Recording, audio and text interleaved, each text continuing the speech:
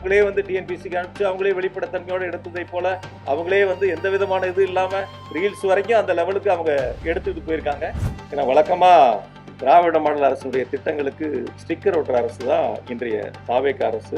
அப்படிதான் ஒன்னொன்னே அவங்க செஞ்சுக்கிட்டு இருக்காங்க. ஒரு 18 ஹார்ட் டிஸ்க் காணாம போச்சுன்னு சொல்லி சொன்னீங்க.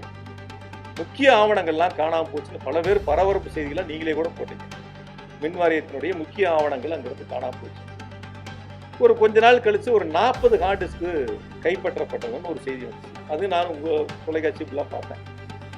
அப்ப மின் வாரியத்திலிருந்து போனது 18 தானே, அதான மின்துறை அமைச்சர் சொன்னாரு.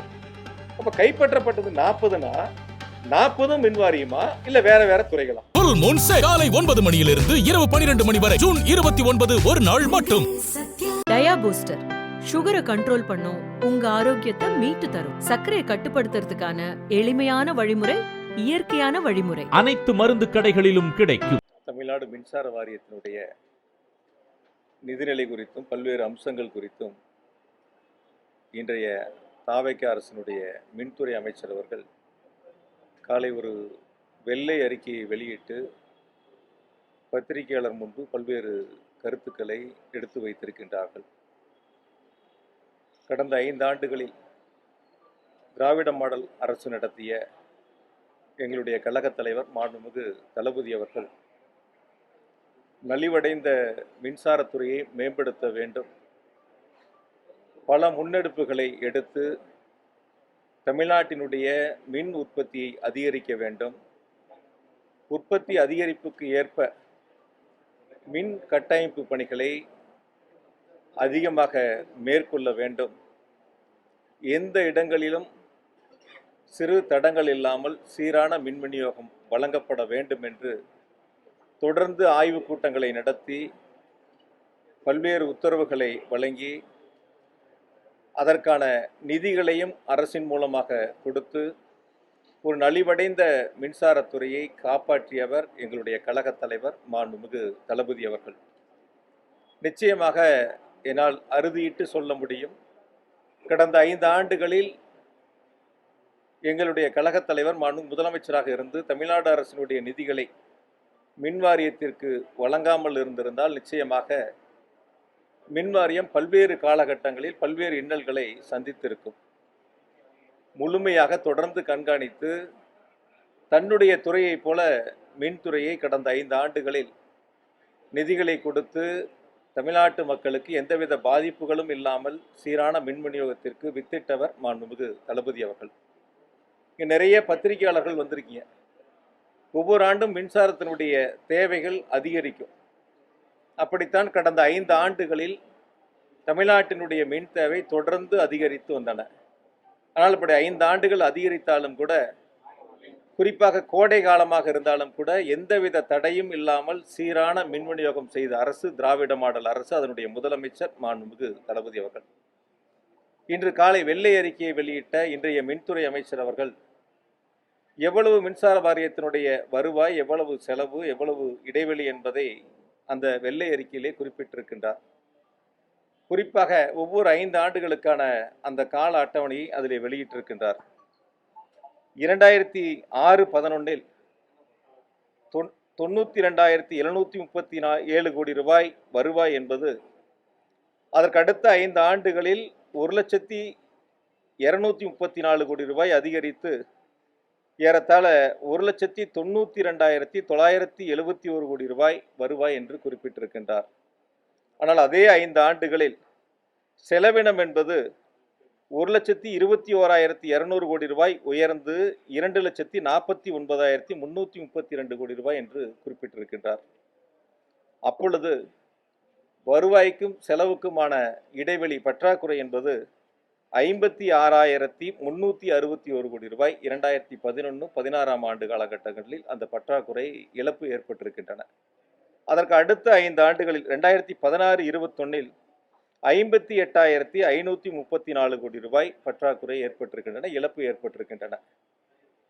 அதே போல முந்தைய அதிமுக ஆட்சியில் உங்களுக்கெல்லாம் நன்றாக தெரியும், 3 கட்டங்களாக மின்கட்டண உயர்வு ஏற்றப்பட்டன. குறிப்பாக ஒரு முறை 37 விழுக்காடு, ஒரு முறை 3.5 விழுக்காடு, அதற்கு பிறகு ஒரு முறை 16 விழுக்காடு என 3 முறை கடந்த முந்தைய அதிமுக ஆட்சியில் மின் கட்டணம் உயர்த்தப்பட்டன. அப்படி மின் கட்டணம் உயர்த்தப்பட்ட பொழுதும் கூட வருவாய் பற்றாக்குறை இழப்பு என்பது 56,000 கோடி, அதற்கடுத்து 58,000 கோடி என்ற அளவிற்கான உயர்ந்து நிற்கின்றன. ஆனால் கடந்த 5 ஆண்டுகளில் எங்களுடைய கழகத் தலைவருடைய வழிகாட்டுதலோடு வருவாய் என்பது 5 ஆண்டுகளில் மட்டும் 1,77,856 கோடி ரூபாய் உயர்ந்து 4,97,996 கோடி ரூபாயாக வருவாய் 5 ஆண்டுகளில் நாங்கள் அதிகரித்து காட்டியிருக்கின்றோம். அப்படி வருவாய் அதிகரிக்கின்ற பொழுது செலவும் கூடியிருக்கிறதே. இதற்கு என்ன பணிகளை செய்தார்கள் என்று இன்று காலை வெள்ளை அறிக்கையிலே மின்துறை அமைச்சர் கேள்வியை எழுப்பியிருக்கின்றார். வருவாய் 4,97,996 என்று சொன்னால் செலவினம் 5,32,443 கோடி ரூபாய். ஆக கடந்த 5 ஆண்டுகளில் வருவாய்க்கும் செலவுக்கும் இருக்கக்கூடிய இடைவெளி, அந்த நஷ்ட பற்றாக்குறை என்பது 34,447 கோடி ரூபாய். ஆக முந்தைய அதிமுக ஆட்சியில் 56,000 கோடி, அதற்கடுத்து 58,000 கோடி என்று இருந்ததை ஏறத்தாழ 34,000 கோடியாக, ஆக 24,000 கோடி ரூபாய் அளவிற்கான இடைவெளிகளை குறைத்து 34,000 கோடியாக குறைத்திருக்கின்றோம். அப்படி குறைத்தாலும் கூட அவர்கள் சொல்லி இருக்கக்கூடிய கூட்டின் அடிப்படையிலே பார்த்தால் கூட முதலாண்டிலே 12,000 கோடி இழப்பு என்பது கடந்த ஆண்டு 934 கோடி ரூபாய் வெறும் இழப்பு என்ற அளவிற்கு ஆண்டுதோறும் படிப்படியாக பல்வேறு நடவடிக்கைகளை எடுத்து அதற்கான செலவினங்களை இழப்புகளை குறைத்திருக்கின்றோம். குறிப்பாக 2021ஆம் ஆண்டு திராவிட மாடல் அரசு அமைந்தவுடன் முதலமைச்சர் எங்களுக்கு இட்ட கட்டளை, தமிழ்நாடு மின்சார வாரியம் பல்வேறு வங்கிகளிலும் பல்வேறு நிதி நிறுவனங்களிலும் கடன்களை பெற்றிருக்கின்றார்கள். அந்த கடன்களுக்கு செலுத்தக்கூடிய வட்டித் தொகை என்பது 13.5 விழுக்காடு வரை அதிகபட்சமாக கடன் தொகையை வாங்கியிருக்கின்றார்கள். அதை முழுவதுமாக குறைத்து ஒரு கட்டுப்பாட்டுக்குள் கொண்டு வரப்பட வேண்டும் என்று உத்தரவுகளை வழங்கினார்கள். அப்படி கடந்த காலங்களில் எந்தெந்த வங்கிகள் நிதி நிறுவனங்களில் 13.5% வரை வட்டிகளுக்காக நிதிகள் பெறப்பட்டதோ அதையெல்லாம் அவரிடத்திலே பேசி ஒத்துக்கொள்ளாதவரிடத்திலே அந்த தொகையை நாங்கள் கட்டி மீதம் இருக்கக்கூடிய வங்கிகளில் நிதி நிறுவனங்களிலே கடனை பெறக்கூடிய ஒரு சூழலை உருவாக்கினோம். அதிகபட்சம் தமிழ்நாடு மின்சார வாரியத்தினுடைய கடன் வட்டி தொகை என்பது 9.5 விழுக்காட்டிற்குள் முழுமையாக கட்டுப்படுத்தி கொண்டு வரப்பட்டன. இதன் மூலமாக ஒரு ஆண்டிற்கு 1,200 கோடி ரூபாய் 1,500 கோடி ரூபாய் அளவிற்கான சேமிப்புகளை எங்களால் உருவாக்க முடிந்தது. அதே போல கடந்த முந்தைய அதிமுக ஆட்சியில் பிளேயாஸ் இருக்கு, உங்களுக்கு தெரியும், தெர்மல் பிளான்ட்ல ஏற்பட்ட அந்த பிளேயாஸ் விற்பனை செய்யப்படும். அது ஒரு வருஷத்துக்கு 90 கோடி ரூபாய் அந்த அளவுக்கு தான் மின்சார வாரியத்திற்கான வருவாய் வந்துச்சு. அதை உயர்த்த வேண்டும் என்ற நோக்கத்தோடு வெளிப்படைத்தன்மையோடு அதுக்கான ஒப்பந்தங்கள் கோரப்பட்டு விற்பனை செய்யப்பட்டதன் அடிப்படையில் பார்த்தீங்கன்னா ஏறத்தாழ ஒரு வருடத்திற்கு 160 கோடி ரூபாய் அளவிற்கு அதற்கான விற்பனைகள் ஏறத்தாழ கடந்த முந்தைய அதிமுக ஆட்சியை விட 2 மடங்கு அளவிற்கு அந்த பிளேயாஸினுடைய வருவாய் உயர்த்தி அதிகரிக்கப்பட்டன. இப்படி தொடர்ச்சியாக பல்வேறு நடவடிக்கைகள் மேற்கொள்ளப்பட்டு வருவாய் ஒரு பக்கம் அதிகரித்தாலும் செலவினம் ஒரு பக்கம் அதிகரிக்கிறது. அந்த செலவினம் வருவாய் அதிகரித்த அளவிற்கு செலவினத்திற்கான பணிகள் எங்கே மேற்கொண்டார்கள், அதற்கான இழப்புகள் எப்படி சென்றது என்பதை அவர் ஒரு பட்டியலை போட்டு பேசியிருக்கின்றார். ஒரு கருத்தை உங்களிடத்தில் நான் முன்வைக்கின்றேன். 2019-20 தமிழ்நாட்டினுடைய மின் தேவை என்னங்கிறது 94,947 மில்லியன் யூனிட் ஒரு வருஷத்துக்கு. அதுவே 2021 93,344, அது கோவிட் காலம். அதுக்கடுத்து 2021-22 98,674 million unit. 2022-23 1,03,546 million unit. 2023-24 1,11,504 million unit. 2024-25 1,16,813 million unit. ஆக 94,000 மில்லியன் யூனிட்லேருந்து 1,16,000 மில்லியன் யூனிட் வரைக்கும் உயர்ந்திருக்கு. அப்படி நீங்கள் பார்த்தீங்கன்னா ஏறத்தாழ 5 வருஷத்தில் 25,000 மில்லியன் யூனிட் உயர்ந்திருக்கின்றன. அப்படி உயர்ந்த மில்லியன் யூனிட் மின் நுகர்வுக்கு ஏற்ப நாம் கொள்முதல் அதிகரிக்க வேண்டும், அதே போல உற்பத்திகள் அதிகரிக்க வேண்டும். அப்போ நம்ம உற்பத்தி அதிகரிக்கின்ற பொழுது அதற்கான செலவினங்கள் நமக்கு உறுதியாக கூடும். இந்த தேவைகளை பூர்த்தி செய்வதற்காக வெளிச்சந்தையில் நாம் மின்சாரத்தை கொள்முதல் செய்கின்ற பொழுது அதற்கான செலவினங்களும் நிச்சயமாக கூடும். இதை அந்த வெள்ளை அறிக்கையில் வெளியிட்டிருந்தால் மிக சிறப்பாக இருந்திருக்கும். எவ்வளவு வருமானம் வந்துச்சுன்னு காட்டினவங்க, எவ்வளோ செலவு வந்துச்சுன்னு காட்டினவங்க, எந்தெந்த வகையில் அந்த வருமானங்கள் வந்துச்சு, எந்தெந்த வகையில் அந்த செலவினங்கள் ஏற்பட்டது, இது வெள்ளை அறிக்கையில் இருந்திருந்தால் மிக சிறப்பாக இருந்திருக்கும். அதை தவிர்த்து அவர்களுக்கு வசதியாக மக்களிடத்தில் ஒரு மாற்று கருத்தை முன்வைக்க வேண்டும் என்ற நோக்கத்தோடு அந்த வெள்ளை அறிக்கை தயாரிக்கப்பட்டிருக்கின்றன. இன்னும் கூட ஒருபடி மேலே நான் சொல்லணும்னு சொன்னால், எங்கு 5 வருஷம் முந்தைய திராவிட மாடல் அரசு எங்களுடைய கழகத் தலைவர் மாண்பு தளபதி அவர்கள் முதலமைச்சராக இருந்து 5 ஆண்டுகளில் செய்த திட்டங்களை அதை பட்டியலிட்டிருக்கின்றார்கள். எப்படி முதலமைச்சர் போய் டெல்லியில் திராவிட மாடல் அரசினுடைய திட்டங்களை சொல்லி அங்கே நிதி ஆயோக் கூட்டத்தில் பேசினாரோ, அது மாதிரி இன்னைக்கு வெள்ளை அறிக்கையிலையும் வந்து இந்த 5 வருஷத்தில் நாங்கள் என்ன பண்ணணுங்கிறதையும் அவங்க சொல்லியிருக்கிறாங்க. இருந்தாலும் கூட 2020-21 அந்த கேப்புங்கிறது வந்து 14,542 கோடிங்கிறது போன வருஷம் 2025-26 933 கோடியாக குறைஞ்சிருக்கு. அது 4 வருஷத்தில் சீரிய நடவடிக்கை எடுத்ததுனால. இன்னொன்று ரொம்ப வசதியாக அவர் சொன்னதில் வந்து வருஷம் 5 வருஷத்தில் எவ்வளோ கடன் சொல்லியிருக்காரு. ஆனால் 2021 ஆண்டு ஆட்சி பொறுப்பை எங்களுடைய முதலமைச்சர்கள் ஏற்ற பொழுது தமிழ்நாடு மின்சார வாரியத்தினுடைய ஒட்டுமொத்த கடன் 1,59,731 கோடி. எவ்வளோ? 1,59,731 கோடி. ஒரு வருஷத்துக்கு நான் அப்பவே சட்டமன்றத்தில் சொன்னேன், 1,59,000 கோடி கடன் இருக்கு. ஒரு வருஷத்துக்கு ஏறத்தாழ 15,000 கோடி மின்சார வாரியம் வட்டி மட்டும் செலுத்துது அப்படின்னு சொல்லி சொன்னேன். இப்போ 5 வருஷத்துக்கு மின்சார வாரியம் இந்த 1,59,000 கோடிக்கு வட்டி கட்டியிருந்தா எவ்வளோ வரும்னு கணக்கு பாருங்க. ஒரு வருஷத்துக்கு 15,000 கோடினா 5 வருஷத்துக்கு 75,000 கோடி வட்டி மட்டும் கட்டியிருக்கணும். இது நாங்கள் வாங்கின கடனுக்கல்ல, இதற்கு முன்பா இருந்த கடனுக்கு செலுத்திய வட்டி. அப்போ எவ்வளோ 5 வருஷத்தில் வட்டி கட்டணும் அப்படிங்கிறத அந்த வெள்ளை அறிக்கையில் இப்போதைய அமைச்சர் வெளியிட்டு இருந்தாருன்னா உங்களுக்கும் தெரிஞ்சிருக்கும், எங்களுக்கும் தெரிஞ்சிருக்கும், நாட்டு மக்களுக்கும் தெரிஞ்சிருக்கும். அதை அவங்க அதில் மறைச்சிருக்காங்க, சொல்லலை. ஆக பழைய கடன் இருக்கிறதுல வட்டி கட்டியிருக்கிற எவ்வளோங்கிறத தெளிவுபடுத்தினா மிக சிறப்பாக இருக்கும். 5 வருஷம் ஒட்டு மொத்தமாக மின்சார வாரியம் இதே வந்து நிதிநிலை அறிக்கைக்கு முன்பாக அந்த வெள்ளை அறிக்கையை கொடுத்தாங்க கவர்னர் உரைக்கு முன்னாடி. அப்போ அதில் ஒரு வருஷத்துக்கு எவ்வளோ வட்டி கட்டுறோம், மொத்த வட்டி எவ்வளவு, இதெல்லாம் கணக்கிட்டு சொன்னாங்க. மொத்த வருவாயில் எவ்வளோ வட்டின்னு சொன்னாங்க. ஆனால் இதில் அதை சொல்லலை. எவ்வளோ வட்டி வந்து 5 வருஷத்தில் நம்ம கட்டியிருக்கிறோம் அப்படிங்கிறத தெளிவுபடுத்துவதற்கான அந்த முயற்சிகளை அவர்கள் முன்னெடுக்கவில்லை. அதற்கு அடுத்து எந்தெந்த வகைகளில் வந்து நம்ம செலவினங்கள் உயர்ந்திருக்கு அப்படிங்கிறதையும் அவங்க சொல்லியிருக்கணும். அதை முழுமையாக சொல்லலை, அதை மறைச்சிருக்கிறாங்க. குறிப்பாக வந்து 2019-20 பவர் பர்ச்சேஸ் இருக்குது, ப்ளஸ் வந்து நம்மளுடைய உற்பத்திக்கான செலவினங்கள் இருக்குது, ஃபியூல் காஸ்ட் இதெல்லாம். அது வந்து 19-20 ஒரு 50,849 கோடியாக இருக்குது செலவு அந்த ஒரு வருஷத்தில்.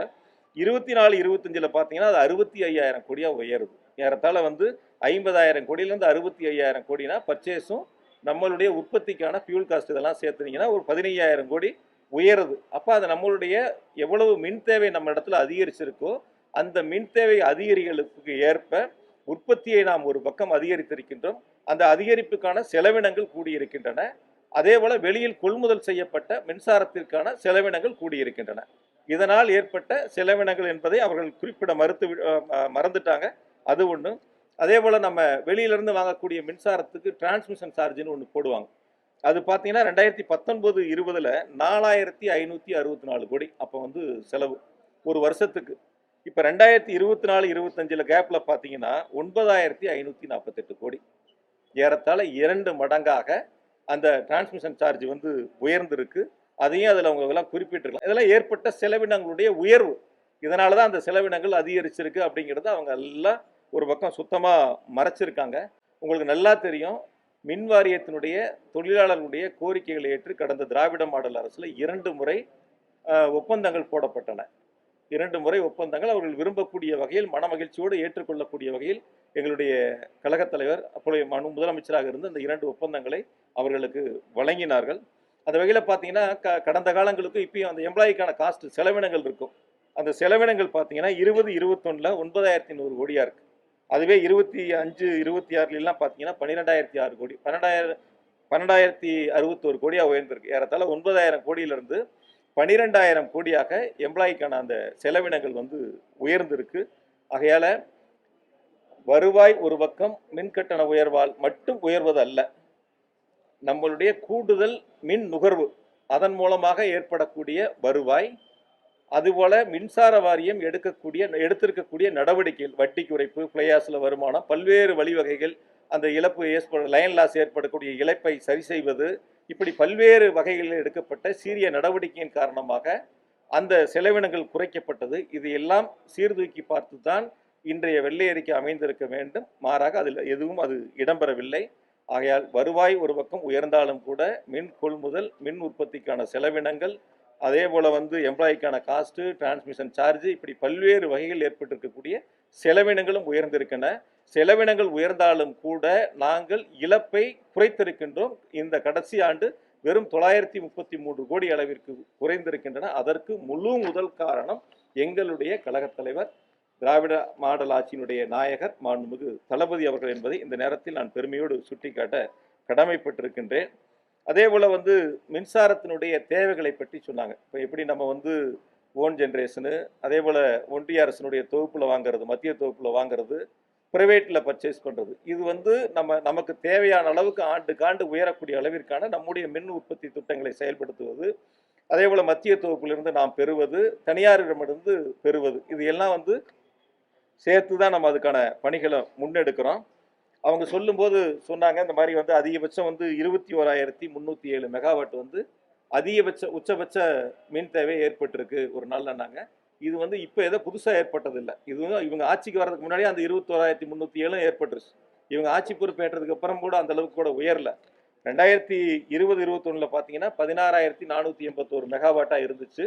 அது அப்படியே படிப்படியாக உயர்ந்து 21-22 17,916 megawatt 96 megawatt, 22-23 18,053 megawatt, 23-24 19,409 megawatt, 24-25 20,830 megawatt, 25-26 இப்போ 21,307 மெகாவாட். இப்போ இந்த கவுண்டிங்க்கு முன்னாடி இதுதான் ஆண்டுதோறும் படிப்படியாக உயர்ந்து நம்முடைய மின் தேவை அதிகரித்திருக்கின்றன. இந்த மின் தேவை அதிகரித்ததற்கேற்ப நாம் பல்வேறு பணிகளை செஞ்சுருக்கோம். இன்னொன்று ரொம்ப விவரமாக காலையில் ஒரு கருத்தை முன் வச்சார். அதாவது மின்சாரத்தினுடைய தேவைகளை நம்ம பூர்த்தி செய்யக்கூடிய வழிகள் இருக்குது. எமர்ஜென்சிக்கு நம்ம எக்ஸ்சேஞ்சில் வாங்குகிறோம். அந்த எக்ஸ்சேஞ்சில் வாங்குறதுக்கு அன்றைய எக்ஸ்சேஞ்ச் என்ன ரேட்டு நிர்ணயிக்குதோ அந்த ரேட்டை நம்ம எக்ஸ்சேஞ்சுக்கு தான் பணம் கொடுக்குறோம். யாரும் நமக்கு சப்ளை பண்ணுறவங்களுக்கு நம்ம கொடுக்கறது இல்லை. மின்சார வாரியம் யார் எக்ஸ்சேஞ்சு கொடுக்குறாங்கன்னு நமக்கு தெரியாது. நம்ம எக்ஸ்சேஞ்சில் பணத்தை கட்டுறோம், அவங்க நமக்கு சப்ளை கொடுக்குறாங்க, நம்ம அதை பயன்படுத்திக்கிறோம், அவ்வளோதான். இதுதான் எக்ஸ்சேஞ்சுக்கும் மின்சார வாரியத்துக்கும் உள்ள நடைமுறைகள். யார் சப்ளையர், கருப்பா சாப்பா யாருமே நமக்கு தெரியாது. யாருமே அதுதான், இப்போ இருந்தாலும் சரி, முன்னாடி இருந்தாலும் அதுதான். அதனால் எக்ஸ்சேஞ்சுக்கு எமர்ஜென்சிக்கு நம்ம வாங்குகிறோம். இன்னொன்று ஷார்ட் டேர்மில் நம்ம டெண்டர் போட்டு வாங்குறது இருக்குது. அதே போல் மீடியம் டேர்மில் நம்ம டெண்டர் போட்டு வாங்குறது இருக்குது. லாங் டேர்மில் டெண்டர் போட்டு வாங்குறது இருக்குது. இப்போ ஷார்ட் டேர்ம்னா ஒரு வருஷத்துக்குள்ள தேவையானதுக்கு நம்ம டெண்டர் போட்டு வாங்கிக்கலாம். இந்த வருஷம் நமக்கு எவ்வளோ தேவையோ அதை மட்டும் டெண்டர் போட்டு வாங்கிக்கிறது. மீடியம் டேர்ம்னா 3 வருஷத்துலேருந்து 5 வருஷத்துக்கு நமக்கு எவ்வளோ தேவையோ அதை நம்ம டெண்டர் போட்டு வாங்கிக்கிறது. லாங் டேர்ம்னா 5 வருஷத்துக்கு மேலே நமக்கு எவ்வளோ தேவையோ அதை வாங்கிக்கிறது. இதுதான் மின்சார வாரியத்தினுடைய நடைமுறைகள். இன்னைக்கு காலையில் மின்துறை அமைச்சர் சொல்லும்போது லாங் டேர்முக்கான பர்ச்சேஸ்க்கான வேலைகளுக்கு நாங்கள் இப்போ தொடங்கியிருக்கோம், விரைவில் அதுக்கான பணிகளை மேற்கொள்ள போகிறோன்னு சொன்னாங்கன்னு நினைக்கிறேன். நீங்கள் எல்லாம் பார்த்துருப்பீங்க அதை. அதாவது ஒரு வகையில் என்னென்னா, நமக்கு அதிகமான தேவைகள் சம்மரில் தான் இருக்குது. கோடை காலங்களில் தான் நம்முடைய உச்சபட்ச மின் தேவைகள் இருக்கும். இப்போது 2 மாதங்கள் அதிகபட்சம் போனால் ஒரு 2.5 மாதம் 3 மாதம் 2 மாதங்கள் தான் அதிகபட்சம் நம்ம எடுத்துக்க முடியும். ஏப்ரல் மேல எடுத்துக்கலாம். அதனால் அந்த காலகட்டங்களுக்காக அந்த 2 மாதத்துக்காக நீங்கள் லாங் டேர்ம்னு போனீங்கன்னா குறைஞ்சி ஒரு 5 வருஷத்துக்கு டெண்டர் போகணும். இப்போ அந்த லாங் டேர்முக்கான கட்டணத்தை நம்ம கொடுக்குறோம் அப்படின்னு நினச்சோம்னா, மின்சாரமே நம்ம அவங்ககிட்ட வாங்கலைன்னா கூட அவங்களுக்கான ஃபிக்ஸட் சார்ஜை கொடுக்கணும். நம்ம என்ன டெண்டர் கண்டிஷனில் போட்டிருக்காங்களோ அந்த ஃபிக்ஸட் சார்ஜை அவங்களுக்கு கொடுக்கணும். அதனால் சம்மரில் கூடுது, அந்த 2 மாதம் கூடுது, 15 நாள் கூடுது, 1 மாதம் கூடுது அப்படின்னா, இது வரைக்கும் நம்ம இந்த 4-5 ஆண்டுகள் எப்படி நம்ம அதை மெயின்டைன் பண்ணி கண்ட்ரோல் பண்ணணும் அப்படின்னு கேட்டிங்கன்னா, 1 வாரம் தேவை அப்படின்னு நம்ம உணர்ந்தோம்னா அந்த 1 வாரத்துக்கான பர்ச்சேஸ் மட்டும் வச்சுக்கிட்டோம், அதை மட்டும் டெண்டர் போட்டோம். 1 மாதத்துக்கு தேவைன்னா அந்த 1 மாதத்துக்கான டெண்டர் மட்டும் போட்டோம். இல்லை 60 நாட்களுக்கு தேவைன்னா 60 நாட்களுக்கான டெண்டர் மட்டும் போட்டோம். அப்படி போட்டால் கூட எந்த இடங்கள்லையும் அதிகமான விலைகள் நம்ம கொடுக்கல. இன்னைக்கு காலையில் பார்த்தீங்கன்னா அந்த ஒயிட் பேப்பர்லேயே என்ன ஆவரேஜ் ரேட்டுங்கிறதுலாம் நீங்கள் எல்லாரும் பார்த்தீங்க. மினிமம் ரேட் அதில் எவ்வளோ இருக்குது என்னங்கிறதையும் பார்த்தங்க. அதனால் எந்த இடங்களையும் நம்ம கூடுதலான விலைகள் கொடுத்து மின்சாரத்தை வாங்கப்படவில்லை. குறிப்பாக இன்னும் ஒன்று, இந்த மின்சாரத்தில் அவர் சொன்ன அந்த அந்த அந்த தோணி எப்படி இருக்குன்னு பார்த்தீங்கன்னா, இதான் அந்த மின்சார கொள்முதலில் மிகப்பெரிய ஒரு தவறுகள் நடந்தது, இழப்புகள் நடந்தது, நிறைய அதில் லீக்கேஜ் இருக்குது, அதை அடைக்கணும், சீர்திருத்தம் பண்ணணும், இப்படி பல கருத்துக்களை ஒவ்வொரு இடையிலையும் ஒவ்வொரு ஸ்லைட் அப்பையும் அந்த கருத்துக்களை முன் வச்சுட்டு வந்தாங்க. அதாவது இது கம்ப்ளீட் மின்சாரத்தினுடைய கொள்முதல்ங்கிறது தனியார்கிட்ட வாங்குறது எல்லாமே டெண்டர் தான். யார் வேணாலும் டெண்டர் போடலாம். ஒன்று நம்ம ஸ்டேட்டுக்குள்ளே இருக்கிறவங்க போடலாம், ஸ்டேட்டை தாண்டி வெளியில் இருக்கிறவங்களும் போடலாம், அவங்க என்ன ப்ரைஸ் கோட் பண்ணுறாங்களோ அந்த ப்ரைஸ் டான்ஜெட்கோ ஏற்றுக்கிட்டா அதுக்கான அக்ரிமெண்ட் போடுவாங்க. அந்த ப்ரைஸ் டான்ஜெட்கோ ஏற்றுக்கலன்னா அதுக்கான அக்ரிமெண்ட் போட மாட்டாங்க. திரும்ப அவங்கள கூப்பிட்டு ரேட்டை குறைக்க சொல்லி பேசுவாங்க. குறைக்கிறதுக்கு ஒத்துக்கிட்டா டான்ஜெட்கோ அக்ரிமெண்ட் போடுவாங்க. ஒத்துக்கலன்னா ரீடெண்டர் போவாங்க. இதுதான் ஒவ்வொரு ஆண்டுகளும் இருக்கக்கூடிய நடைமுறை. ஆகையால் அதை வந்து மின்துறை அமைச்சர் கொஞ்சம் அதை பார்க்கணும், ஸ்டடி பண்ணி பார்க்கணும், எப்படி கடந்த காலங்கள் அதுக்கான வழிமுறைகள்லாம் இருக்குது அப்படின்னு சொல்லிட்டு. அதே மாதிரி வந்து எந்த புதிய மின் திட்டங்களும் இல்லை அப்படின்னு சொல்லி சொன்னார். கடந்த 5 வருஷமா எந்த திட்டங்களும் புதுசாக கொண்டு வரல, ஆனால் செலவினங்கள் கூடியிருக்கு அப்படின்னு சொன்னார். உங்களுக்கு நல்லா தெரியும், வட சென்னை அனல்மின் நிலையம் அனல்மின் திட்டம் ஸ்டேஜ் 3 எங்களுடைய கழகத் தலைவர் முதலமைச்சராக இருந்து அந்த திட்டத்தை துவக்கி வச்சாங்க. இன்னைக்கு அதுக்கான மின் உற்பத்திகள் நடந்துகிட்டு இருக்கு. 800 மெகாவாட்டுக்கான அந்த மின் உற்பத்தி திட்டங்களை 5 வருஷத்துல முடிச்சு அந்த திட்டத்தை தொடங்கி வச்சாங்க. அதே போல பார்த்தீங்கன்னா உடன்குடி அந்த திட்டங்களையும் முடிச்சு பயன்பாட்டுக்கு எங்களுடைய முதலமைச்சர்கள் கொண்டு வந்தாங்க. பொதுவாக போன 5 வருஷத்துல வந்து பார்த்தீங்கன்னா 9032 மெகாவாட் வந்து நம்மளுடைய அந்த நிறுவுதிறனில் கூடுதலாக சேர்க்கப்பட்டிருக்கு. ஒரு 5 வருஷத்துல மட்டும் நம்ம கூடுதலாக சேர்க்கப்பட்டது. அதில் சோலார் வந்து 7769 மெகாவாட்டு கூடுதலாக கடந்த 5 ஆண்டுகளில் சேர்க்கப்பட்டிருக்கின்றன. எண்ணூர் திட்டத்தை பற்றி சொன்னாங்க. அது ஏற்கனவே 73% பணிகள் நிறைவு செய்யப்பட்டிருக்கின்றன. அதே போல் உப்பூர் திட்டங்களை பற்றி அதில் சொன்னாங்க. உப்பூர் திட்டங்கள் வந்து நாங்கள் இருக்கும்போது என்னென்னா, ஒரு யதார்த்த கள நிலவரங்களை சொல்லணும்னா, உப்பூருக்கு வந்து தூத்துக்குடியிலேருந்து கோல் எடுத்துக்கிட்டு போய் நாங்கள் மின் உற்பத்தி செய்யணும். அப்போ அந்த டிரான்ஸ்போர்ட் சார்ஜை நம்ம காசு போட்டு பார்க்கும்போது செலவினங்கள் கூட வர்ற மாதிரி இருந்துச்சு. அதுக்காக மின்சார வாரியம்னா அது சம்மந்தமாக ஆய்வு பண்ணி செலவினங்கள் எவ்வளோ வரும், நமக்கு தூத்துக்குடியிலேருந்து உப்பூருக்கு நம்ம கோல் எடுத்துகிட்டு போய் டிரான்ஸ்போர்ட்டில் செலவு கூட வந்தால் நமக்கு இழப்புகள் ஏற்படுமே, அதை ஆய்வு செஞ்சு அந்த திட்டங்களை மறுபரிசீலனை பண்ணலாங்கிறதுக்காக அந்த ஆய்வுக்கு உட்படுத்தப்பட்டிருக்கு. அதே போல் நீங்கள் இன்னொரு திட்டத்தை எடுத்துக்கிட்டிங்கன்னா குந்தா இருக்குது. அவங்க வந்து பம்பு ஸ்டோரேஜ் எல்லாம் சொன்னாங்க. அந்த குந்தாவை பொறுத்த வரைக்கும் வந்து 2021 வரைக்கும் வெறும் 183 கோடி தான் செலவாக இருந்தது. நாங்கள் 5 வருஷத்தில் அது 2942 கோடி செலவு பண்ணியிருக்கிறோம். ஏறத்தாழ 85 விழுக்காடு பணிகள் முடிஞ்சிருச்சு. மீதம் இருக்கக்கூடிய பணிகள் நடந்துகிட்டு இருக்கு. விரைவாக அதை முடிக்க போகிறாங்க. கொல்லிமலை திட்டத்தை பொறுத்த வரைக்கும் பார்த்தீங்கன்னா வெறும் 73 கோடி தான் செலவாக இருந்தது. நாங்கள் அதுக்கப்புறம் வந்து இப்போ 500 கோடி செலவு பண்ணியிருக்கோம். 506 கோடி செலவு பண்ணி ஏறத்தாழ 90 விழுக்காடு பணிகள் நிறைவடைஞ்சிருக்கு. அந்த பணிகளும் முடிப்பதற்கான பணிகள் 5 வருஷத்தில் வேகப்படுத்தி மிக சிறப்பாக அந்த பணிகள் முன்னெடுக்கப்பட்டிருக்கின்றன. அதனால் புதிய மின் உற்பத்தி திட்டங்கள் அது மட்டும் இல்லை, தூத்துக்குடியில் ஒரு புதிய அனல் மின் நிலைய திட்டங்களுக்கான அறிவிப்புகள் நாங்கள் கடைசி ஆண்டு அதற்கான அறிவிப்புகளை வெளியிட்டிருக்கிறோம். அந்த பணிகளை நாங்கள் தொடங்கியிருக்கிறோம். அதுக்குள்ள ஆட்சி மாற்றங்கள் ஏற்பட்டிருக்கின்றன. அதனால் நம்முடைய மின் தேவையை பூர்த்தி செய்யக்கூடிய அளவிற்கான மின் உற்பத்தி திட்டங்கள் கடந்த காலங்கள் நிலுவையில் இருந்ததை 2 திட்டங்கள் முடிக்கப்பட்டு பயன்பாட்டிற்கு கொண்டு வரப்பட்டிருக்கின்றன. புதிய திட்டங்கள் அறிவிக்கப்பட்டிருக்கின்றன. அதேபோல் பம்பு ஸ்டோரேஜ் உள்ளிட்ட திட்டங்கள் நாங்கள் முன்னெடுத்து அதற்கான பணிகளை விரைவாக முடிப்பதற்கு மிக வேகமாக போர்க்கால அடிப்படையில் அந்த பணிகளை செஞ்சுருக்கிறோம். அதேபோல் பணியாளர்கள் பற்றாக்குறையை பற்றி காலையில் வெள்ளை அறிக்கையில் ரொம்ப கோடிட்டு காட்டினாங்க. ஒவ்வொரு முறையும் போகும்போது எங்கே பத்திரிகையாளர் பார்த்தாலும் வந்து பணியாளர் பற்றாக்குறை 60,000 பேர் ஷார்ட்டேஜ், 65,000 பேர் ஷார்ட்டேஜ், 70,000 பேர் ஷார்ட்டேஜ். மதுரையில் பார்த்தாலும் சரி, சென்னையில் பார்த்தாலும் சரி, மின் வாரியத்தில் பார்த்தாலும் எங்கே பார்த்தாலும் இந்த ஒரு பேச்சு தொடர்ந்து மின்துறை அமைச்சர் முன்வைக்கிறாங்க. கடந்த காலங்களிலும் இதே பணியாளர்கள் தான் இருந்தாங்க. இதே பணியாளர்கள் வச்சு தான் எந்தவித பாதிப்பும் இல்லாமல் சீரான மின் விநியோகம் கொடுத்தோம். எந்த பாதிப்பும் இல்லை. பொதுவாக மின்சார வாரியத்தை பொறுத்த வரைக்கும் அங்கே இருக்கக்கூடிய பணியாளர்கள் நம்ம போற்றி வணங்கணும்.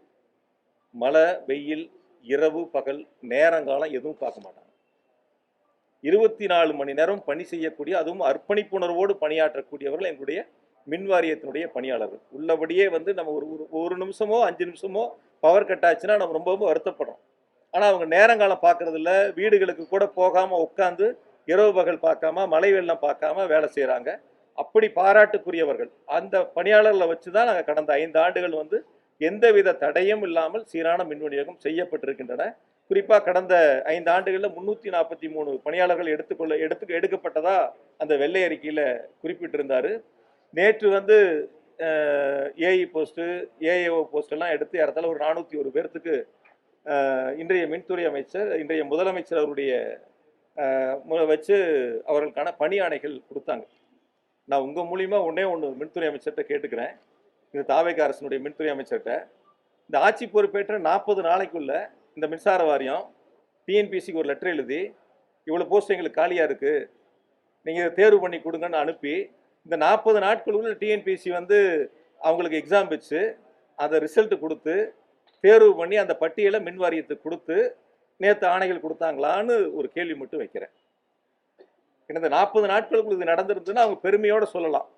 அதில் அந்த ஒயிட் பேப்பர் ரிலீஸ் பண்ணும்போது ஒரு கருத்து சொன்னார், இது ஏதோ வந்து அவங்க ஒரு பைசா செலவு இல்லாமல் ரொம்ப வெளிப்படைத்தன்மையோட கொடுத்தோம் அப்படின்னு சொல்லிட்டு. முந்தைய ஆட்சியில் 5 பேர் 10 பேரை அழைச்சி பேசுவாங்க, ஏதோ பேசுவாங்கலாம் சொல்லி சொன்னார்.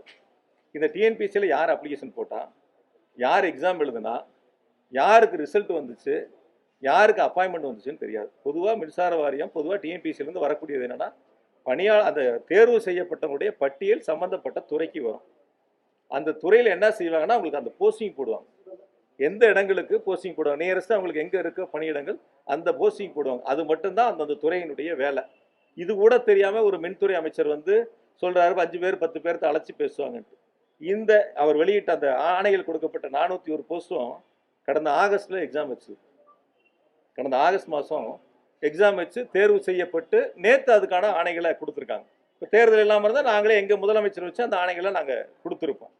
அதை வந்து ஏதோ அவங்களே வந்து டிஎன்பிசிக்கு அனுப்பிச்சு அவங்களே வெளிப்படைத்தன்மையோடு எடுத்ததை போல அவங்களே வந்து எந்த விதமான இது இல்லாமல் ரீல்ஸ் வரைக்கும் அந்த லெவலுக்கு அவங்க எடுத்துக்கிட்டு போயிருக்காங்க. முதல்ல அவர் கொஞ்சம் உணரணும், அதாவது யதார்த்த நிலையை உணரணும். எந்த அரசியல் நடந்துச்சு, எப்படி நடந்துச்சு, அது எப்போ நடந்துச்சு, இப்போ நம்ம அதை எப்படி கொடுக்குறோம் அப்படிங்கிறத கொஞ்சம் ஒத்துக்கணும். அவங்க நாங்கள் ஒத்துக்கிறோம் போன ஆட்சியில் என்னெல்லாம் நடந்துச்சு, முந்தைய அதிமுக ஆட்சியில் இப்போ நாங்கள் என்னெல்லாம் செஞ்சுருக்கோம், இந்த ஒப்பீடுகளை சொல்கிறோம். அந்த ஒற்றுக்கொள்ளக்கூடிய யதார்த்த மனநிலை இந்த மின்துறை அமைச்சர்கிட்ட வேணும். அது இருக்குன்னு நான் எதிர்பார்க்குறேன். அதே போல் வந்து நான் இன்னும் கூட அவருக்கு கொஞ்சம் வெளிப்படைத்தன்மையோட சொல்கிறேன். டெக்னிக்கல் அசிஸ்டன்ட் இருக்காங்க, டிப்ளமோ ஹோல்டர்ஸ், அவங்களுக்கு ஒரு 656 பேர்த்துக்கு டிஎன்பிசியில் ரெடியாக இருக்குது. அதுவும் நாங்கள் அனுப்பிச்ச பட்டியல் தான். அது பட்டியல் ரெடியானால் அவங்க உடனே மின்துறை அமைச்சர் அவங்களுடைய முதலமைச்சரை வச்சு பணியாணைகள் அவங்களுக்கு கொடுக்கலாம். அதே போல் வந்து ஐடிஐ முடித்தவங்களுக்கு ஃபீல்டு அசிஸ்டண்ட் அது ஒரு 1795 பேர்த்துக்கு எல்லாம் முடித்து டிஎன்பிசி ரெடியாக இருக்குது. அதையும் இன்றைய முதலமைச்சரை வச்சு இன்றைய மின்துறை அமைச்சர் வந்து கொடுக்கலாம். இதெல்லாம் அவங்களுக்கு ஒரு வழிகாட்டு, இதெல்லாம் பாக்கி இருக்குது, அதையும் சேர்த்து சொல்லுங்கள். ஆனால் ரீல்ஸ் மட்டும் வந்து நீங்கள் எதை கொடுத்தீங்க வெளிப்படைத்தன்மையோடு செஞ்சீங்கன்னு தயவு செஞ்சு மக்கள்கிட்ட ஏமாத்துற மாதிரியான ஒரு செய்திகளை போட வேண்டாம் அப்படிங்கிறத என்னுடைய வேண்டுகோள். அதனால் வந்து கடந்த காலங்களில் மின்வாரியம் டிஎன்பிசிக்கு அனுப்பி தேர்வு செய்யப்பட்ட பணியிடங்கள் தான் நேற்று வழங்கப்பட்ட அதற்கான பணி நியமன ஆணைகள். இனி அடுத்து வரக்கூடிய டிப்ளமோ ஹோல்டர்ஸாக இருந்தாலும் சரி, ஐடிஐ முடித்தவங்களாக இருந்தாலும் சரி, ஃபீல்டு அசிஸ்டண்டாக இருந்தாலும் டெக்னிக்கல் அசிஸ்டண்டாக இருந்தாலும் அதுவும் கடந்த திமுக ஆட்சியில் எங்களுடைய கழகத் தலைவர் முதலமைச்சராக இருந்து எடுத்துக்கொள்ளப்பட்ட பணிகள் தான் இப்பொழுது அதற்கான ஆணைகளை வழங்குவதற்கு தயாராக இருக்கின்றன. அதே போல் போன 5 வருஷத்தில் மின்வாரியத்தினுடைய உள்கட்டமைப்புகளை பற்றி சொன்னாங்க. போன 5 வருஷத்தில் என்னென்ன வேலைகள் நடந்துச்சு, 122 துணை மின் நிலையங்கள் முடித்து பயன்பாட்டுக்கு கொண்டு வரப்பட்டதுன்னு அந்த வெள்ளை அறிக்கையிலே இருக்குது. அந்த வெள்ளை அறிக்கையிலே 122 துணை மின் நிலையங்கள் கடந்த 5 ஆண்டுகளில் முடித்து பயன்பாட்டுக்கு கொண்டு வரப்பட்டிருக்குன்னு இணைக்கப்பட்டிருக்குன்னு சொன்னார். ஆனால் சொல்லும்போது என்ன சொன்னார், எந்த வேலையும் நடக்கல, எந்த வேலையும் நடக்கல, நடுவில் எந்த வேலையும் நடக்கல, எந்த வேலையும் நடக்கலன்னு ஒரு வார்த்தைகள் இடையில இடைச்சர்களாக வந்துகிட்டு இருந்துச்சு. அதுக்கப்புறம் இன்னொன்று என்ன அதில் குறிப்பிட்டாங்க அப்படின்னு சொல்லி பார்த்தீங்கன்னா, மின்மாற்றிகள் இருக்குது, டிரான்ஸ்ஃபார்மர், அது வந்து 99,573 கடந்த 5 வருஷத்தில் போடப்பட்டதா அவரே அந்த வெள்ளை அறிக்கையில் சொல்லியிருக்காரு. அப்புறம் சொல்லிட்டு திரும்ப சொன்னார் எதுவும் நடக்கலை அப்படின்னு சொல்லி சொன்னார். அதுக்கப்புறம் பார்த்தீங்கன்னா அதில் இஹெச்டி லைன் இருக்குது, ஒரு 4003 கிலோமீட்டர் போன 5 வருஷம் போட்டிருக்கிறாங்க அப்படின்னு அந்த வெள்ளை அறிக்கையில் தெளிவாக சொல்லியிருக்காங்க. சொல்லிட்டு என்ன சொன்னார், எதுவும் நடக்கலை. அதுக்கப்புறம் வந்து ஹெச்டி லைன் இருக்குது, ஒரு 25,963 கிலோமீட்டர் போன 5 வருஷம் வந்து உள்கட்டமைப்பு பணிகள் அந்த மின் விநியோகத்துக்காக செய்யப்பட்டிருக்கு அப்படின்னு அந்த வெள்ளை அறிக்கையில் கொடுத்துருக்குறாங்க. கொடுத்து முடிச்சுட்டு கொஞ்சம் நேரம் கழிச்சு எதுவும் செய்யலை அப்படின்னு சொல்லி சொன்னார். அதே போல் வந்து எல்டி லைன் இருக்குது, ஒரு 23,179 கிலோமீட்டர் அளவுக்கு வந்து போன 5 வருஷம் போட்டிருக்கிறாங்க அப்படின்னு சொல்லி அந்த வெள்ளை அறிக்கையில் கொடுத்தாரு. கொடுத்து முடிச்சுட்டு எல்லாம் இடையில கேப்பில் வரும்போது திரும்ப ஒரு முறை என்ன சொன்னார், போன 5 வருஷம் எதுவும் நடக்கலை, வருமானம் கூடிச்சு ஆனால் செலவு எங்கே போச்சுன்னு தெரில, அந்த பணங்கள் நிதிகள் எங்கே போச்சுன்னு தெரில அப்படிங்கிற ஒரு கருத்தை முன் வச்சார். இது எல்லாம் அவங்க சொன்ன அவங்களுடைய வெள்ளை அறிக்கையிலிருந்து எடுத்துக்கொள்ளப்பட்ட சரத்துகள், அவர்கள் சொன்ன எண்ணிக்கையை தான் இப்போ நான் இந்த நேரத்தில் உங்கள் இடத்துல முன்வைக்க விரும்புகிறேன். அதே போல் 25 வருஷத்துக்கு மேலே இருக்கக்கூடிய சப்ஸ்டேஷன் மின்மாட்டிகளை பற்றி சொன்னார். இதெல்லாம் 25 வருஷத்துக்கு மேலே ஆயிடுச்சு, இதெல்லாம் இப்போ மாற்றணும், கணக்கில் எடுத்துக்கணும். இதெல்லாம் வந்து அதாவது யாருக்குமே தெரியாதவங்களுக்கு வேணால் அது ஒரு புதுசாக தெரியும். ஏன்னா இவர் இப்போ தான் போய் 40 நாள் ஆச்சு, அதனால் அவருக்கு அது புதுசாக தெரியும். ஏற்கனவே மின் வாரியத்தில் பணியாற்றக்கூடியவங்களுக்கு இது தொடர்ந்து அங்கேயே இருக்கிறதுனால அவங்களுக்கு இதெல்லாம் ஒவ்வொரு அரசும் ஆண்டுதோறும் செய்யக்கூடிய தொடர் நடைமுறை பணிகள். ஒவ்வொரு வருஷமும் எடுப்பாங்க. இப்போ நம்ம அசம்பிளியில் அனௌன்ஸ் பண்ணுவோம், ஒவ்வொரு வருஷமும் வந்து இந்த வருஷம் எவ்வளோ துணை மின் நிலையங்கள் எடுத்துக்கிறோம், ஒவ்வொரு வருஷமும் அப்படி நம்ம துணை மின் நிலையங்களுடைய அறிவிப்புகளை வெளியிடுவோம். அந்த வகையில் போன 5 வருஷத்தில் 423 துணை மின் நிலையங்களுக்கான அறிவிப்புகள் வெளியிடப்பட்டன 5 வருஷம் சேர்ந்து. 423 துணை மின் நிலையங்களில் பணிகள் முடிக்கப்பட்டு பயன்பாட்டு கொண்டு வரப்பட்டது இருக்குது. பணிகள் நடந்துக்கிட்டு இருக்கிறது ஒரு பக்கம் இருக்குது. நிலம் எடுத்து அதற்கான திட்ட மதிப்பீடுகள் தயார் செய்யப்பட்டு டெண்டர் கோர வேண்டிய ஸ்டேஜில் இருக்கிறது இருக்குது. சில பணிகள் வந்து நிலம் இல்லாத இடங்களும் இருக்குது. இது எல்லாம் வந்து தொடர் நடைமுறைகள். அதனால் ஏதோ புதுசாக வந்து 25 வருஷத்துக்கு மேலே இருக்கிறது அப்படின்னு சொன்னார். நான் கூட ஒரு கருத்து சொல்ல முடியும். அதாவது என்னென்னா, எங்கெல்லாம் நாங்கள் வந்து இந்த லோ வோல்டேஜ் இருக்குது அந்த மாதிரி இருக்கிறதெல்லாம் நாங்கள் கணக்கெடுத்து ஏறத்தாழ 20,000க்கும் மேற்பட்ட டிரான்ஸ்ஃபார்மர் மாற்றுறோம். உங்களுக்கே தெரியும், அதை நான் சட்டசபையிலையும் சொன்னேன், சில நேரங்களில் பத்திரிகைகள்கிட்டையும் சொன்னேன். இதெல்லாம் வந்து மின்சார வாரியம் கணக்கெடுத்து செய்யக்கூடிய பணிகள். இப்போ சென்னையில் எடுத்துக்கிட்டிங்கன்னா பார்த்தீங்கன்னா வந்து ஆர்எம்யூ போட்டோம். நிறைய எங்களுடைய கழக இளைஞரணி சிலர் துணை முதலமைச்சராக இருந்து சேப்பாக்கம் திருவல்லிக்கணியில் கூட அவருடைய கைகளாலேயே வந்து அந்த ஆர்எம்யூ வந்து பயன்பாட்டுக்கு கொண்டு வந்தாங்க. அப்படி பார்த்தீங்கன்னா வந்து 5433 ஆர்எம்யூ வந்து சென்னை உட்பட அந்த சட்டமன்ற தொகுதிகளில் நிறுவப்பட்டிருக்கு. அதில் இன்றைய மின்துறை அமைச்சருடைய முதலமைச்சர் தொகுதி பெரம்பூர் தொகுதியிலேயே நீங்கள் பார்த்தீங்கன்னா 260 ஆர்எம்யூ போட்டு 260 ஆர்எம்யூ வந்து பெரம்பூர் தொகுதியிலேயே கடந்த 5 ஆண்டுகளில் நிறுவப்பட்டிருக்கின்றன. 5433 புதிய ஆர்எம்யூகள் நிறுவப்பட்டிருக்கின்றன. சென்னையில் அதே போல் வந்து யூஜி கேபிள் எங்கெங்கெல்லாம் முடிக்காமல் இருந்தோ பல நேரங்களில் நான் சட்டசபையில் சொன்னேன், யூஜி கேபிள் முடிக்காத இடங்கள்லாம் அது முழுமையாக முடிக்கப்பட்டு பயன்பாட்டுக்கு கொண்டு வரப்பட்டிருக்கின்றன. அதையும் நான் எவ்வளோ என்னங்கிறதையும் சொன்னேன். அதே போல் ஒரு நிகழ்ச்சி ஒன்று மின் வாரியத்தினுடைய தலைமை அலுவலகத்தில் நடந்துச்சு. ஒரு 300 பேர்த்துக்கு வந்து பணி உயர்வு கொடுத்து, அவங்களுக்கு இஇ போஸ்ட் பணி உயர்வு கொடுத்து, ஏதோ புதுசாக இந்த அரசு வந்தோடனே வந்து இது வரைக்கும் மின் வாரியத்தில் பணி உயர்வே நடக்கலை, 20 வருஷமாக காத்திருந்த ஒருத்தர் வந்து என்ன பார்த்தாருன்னு இன்றைக்கி அந்த ஒயிட் பேப்பர் ரிலீஸ் பண்ணுறப்ப பத்திரிகையாளர் சந்திப்பில் சொன்னாங்க. எனக்கு தெரிஞ்ச வரைக்கும் ஒவ்வொரு வருஷமும் அந்த மின்கல பணியாளர்களை கேட்டாலே சொல்லுவாங்க, அங்கே இருக்கக்கூடிய தொழிற்சங்கங்களை கேட்டாலே சொல்லுவாங்க, ஒவ்வொரு வருஷமும் தேதி குறிப்பிடாமல் தேதி மாறாமல் அந்த குறிப்பிட்ட தேதிக்கு முன்பாகவே மின்சார வாரியம் கடந்த 5 ஆண்டுகளாக அவர்களுக்கான பணி உயர்வு வழங்கப்பட்டிருக்கின்றன. இவர் கடைசியாக நாங்கள் ஒரு 300 பேர்த்துக்கு கொடுத்தோம் அப்படின்னு சொல்லி ஒரு கருத்தை முன் வச்சார். நாங்கள் அனுப்பின பட்டியல் வந்து நீதிமன்றத்தில் அந்த கேஸ் இருந்துச்சு. டைரெக்டாக போஸ்டிங் வந்தவங்களுக்கும் உள்ள டிபார்ட்மெண்ட்லேருந்து படித்து அந்த போஸ்டிங் வந்தவங்களுக்கான வித்தியாசங்கள் கோர்ட்டில் இருந்துச்சு. அந்த கோர்ட்டு வந்து 11ஆம் தேதி 11/3/2026 ஒரு தீர்ப்பு சொல்கிறாங்க. அந்த தீர்ப்பின் அடிப்படையில் நாங்கள் 12ஆம் தேதி சம்பந்தப்பட்ட அலுவலகங்களுக்கு அந்தந்த மாவட்டங்களில் பட்டியலை சரிபார்த்து எங்களுக்கு தலைமைக்கு திருப்பி அனுப்புமாறு மின்சார வாரியம் கேட்டிருக்கு. அந்த பட்டியலை சரிபார்த்து கொடுங்கன்னு 11ஆம் தேதி தீர்ப்பு, 12ஆம் தேதி அந்தந்த அலுவலகங்களுக்கு அனுப்பி வச்சு பட்டியலை சரிபார்த்து கொடுங்கன்னு அனுப்பிச்சிருக்காங்க. 13ஆம் தேதி அந்த பட்டியல் சரிபார்க்கப்பட்டு உடனடியாக 416 பேர் அனுப்பிச்ச பட்டியலை சரிபார்த்து தலைமை அலுவலகத்துக்கு 13ஆம் தேதி கொடுத்துட்றாங்க. 14ஆம் தேதி சனிக்கிழமை, 15ஆம் தேதி ஞாயிற்றுக்கிழமை, 15 தேர்தல் தேதிக்கான அறிவிப்பு வந்துருச்சு. 15ஆம் தேதி தேர்தல் தேதிக்கான அறிவிப்பு வந்துருச்சு. சரி, தேர்தல் தேதி அறிவிப்பு வந்துருச்சு, பணி உயர்வு வழங்க முடியாது, நிறுத்தி வச்சாச்சு, வாக்கு எண்ணிக்கை முடிஞ்சிருச்சு, புது அரசு பதவி எடுத்துருச்சு. அப்போ ஒரு 300 பேர்த்துக்கு அந்த பணி உயர்வு கொடுத்துருக்குறீங்க. அப்போ வெளிப்படைத்தன்மையோடு சொல்லணும்ல, எந்த தேதியில் நீதிமன்றம் உத்தரவு போட்டுச்சு, எந்த தேதியில் வந்து தலைமை அலுவலகத்திலேருந்து சம்மந்தப்பட்ட அலுவலகங்களுக்கு இந்த பட்டியல் சரிபார்த்து கொடுங்கன்னு அனுப்பிச்சாங்க, எந்த தேதியில் பட்டியல் சரிபார்த்து தலைமை அலுவலகத்துக்கு வழங்கப்பட்டது, இடையில எத்தனை நாள் இருந்துச்சு, எதனால் இது வந்து நிறுத்தி வைக்கப்பட்டு புதிய அரசு பொறுப்பேற்றவுடன் இந்த பணி நியமன அந்த பணி உயர்வு வழங்கப்பட்டிருக்கிறது கொஞ்சம் வெளிப்படைத்தன்மையோடு சொல்லியிருந்தால் யதார்த்தத்தை நம்ம உணரலாம். ஆனால் அவங்ககிட்ட எப்பயுமே வெளிப்படைத்தன்மை எதிர்பார்க்க முடியாது. ஏன்னா வழக்கமாக திராவிட மாடல் அரசுடைய திட்டங்களுக்கு ஸ்டிக்கர் ஒட்டுற அரசு தான் இன்றைய தாவேக அரசு. அப்படி தான் ஒன்றொன்னே அவங்க செஞ்சுக்கிட்டு இருக்காங்க. இந்த பணி உயர்வுலையும் அப்படி தான் பண்ணியிருக்காங்க. பணி நியமன ஆணைகள்லையும் தாவேக அரசு ஸ்டிக்கர் ஒட்டி தான் ஏதோ அவங்க கொடுத்ததை போல் ஒரு கருத்தை முன் வச்சுருக்காங்க. அப்புறம் இன்னொன்று வந்து சொன்னார், கடந்த 5 வருஷத்தில் வந்து புதிய தொழிற்சாலைகள் எதுவும் பெருசாக வரல அப்படிங்கிற மாதிரி ஒரு கருத்தை அப்படியே போகிற போக்கில் பேச்சுவாக்கில் ஒரு செய்தியை முன் வச்சார். நான் அதுக்கு ஒரு உதாரணத்தை அவருக்கு சொல்கிறேன், அவர் போய் எடுத்து பார்க்கட்டும், மின் வாரியத்தில் கொஞ்சம் தெரிஞ்சுக்கிட்டோம், கொஞ்சம் நாள் தெரிஞ்சுக்கிட்டேன் எப்படி என்னங்கிறதுல. 2021-22 வந்து அந்த ஹெச்டி தொழிற்சாலை, உயரழுத்த மின்சாரத்தை பயன்படுத்தக்கூடிய தொழிற்சாலைகள் எவ்வளோ மின்சாரத்தை பயன்படுத்தியிருக்காங்க அப்படின்னு பார்த்தாலே நமக்கு எந்த அளவுக்கு வந்து தொழிற்சாலைகளுடைய எண்ணிக்கை உயர்ந்திருக்கு, தொழில்துறை உயர்ந்திருக்குங்கிறத நம்ம பார்த்துக்க முடியும். ஹெச்டி பொறுத்த வரைக்கும் 21-22 27,000 மெகாவாட்டாக இருந்துச்சு. 27,000 மில்லியன் யூனிட், 27,000 மில்லியன் யூனிட் ஒரு வருஷத்தில் பயன்படுத்தின மின்சாரம் 21-22. அதுவே 24-25 34,000 மில்லியன் யூனிட், 34,000 மில்லியன் யூனிட். ஆக மின்சாரத்தினுடைய நுகர்வு மில்லியன் யூனிட் உயர்ந்திருக்கு.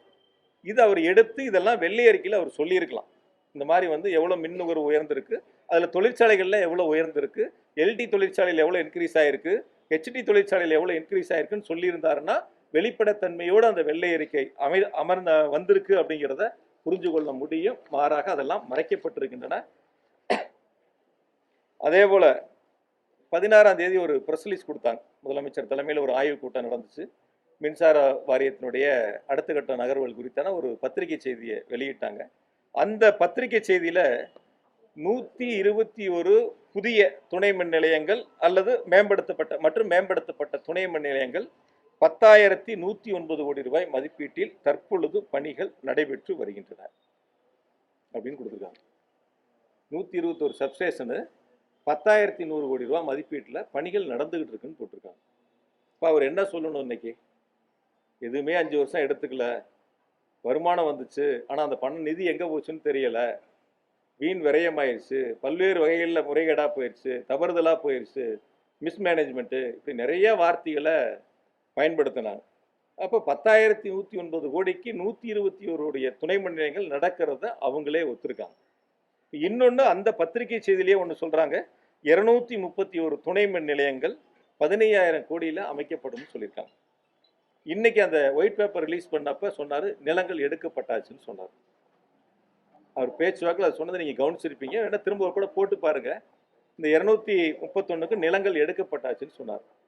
நான் கேட்கக்கூடிய ஒரே கேள்வி இன்றைய மின்துறை அமைச்சர்கிட்ட, இந்த 40 நாட்களுக்குள் 231 துணை மின் நிலையங்கள் எங்கெங்கே தேவை என்பதை சம்பந்தப்பட்ட அதிகாரிகளை ஆய்வுக் கூட்டங்கள் நீங்கள் நடத்தி, அந்த அதிகாரிகள் களத்தில் சென்று எங்கெல்லாம் நமக்கு கூடுதலாக துணை மின் நிலையங்கள் தேவை என்பதை ஆராய்ந்து பார்த்து, அவர்கள் அதற்கான கருத்துரு தலைமைக்கு அனுப்பப்பட்டு, அதற்கு பிறகு அதற்கான நிலங்கள் சம்பந்தப்பட்ட மாவட்ட ஆட்சியரிடம் பேசி அந்த நிலங்களை மின்வாரியத்திற்கு வகை மாற்றம் செய்து, அதற்கு பிறகு அதற்கான திட்ட மதிப்பீடுகள் தயார் செய்யப்பட்டு, அந்த திட்ட மதிப்பீடு தான் இந்த 15,000 கோடியா. இது இந்த 40 நாளில் நடந்திருக்குமா? இந்த 40 நாளில் அந்த வேலைகளை செஞ்சேன்னு அவர் ஒத்துக்க முடியுமா?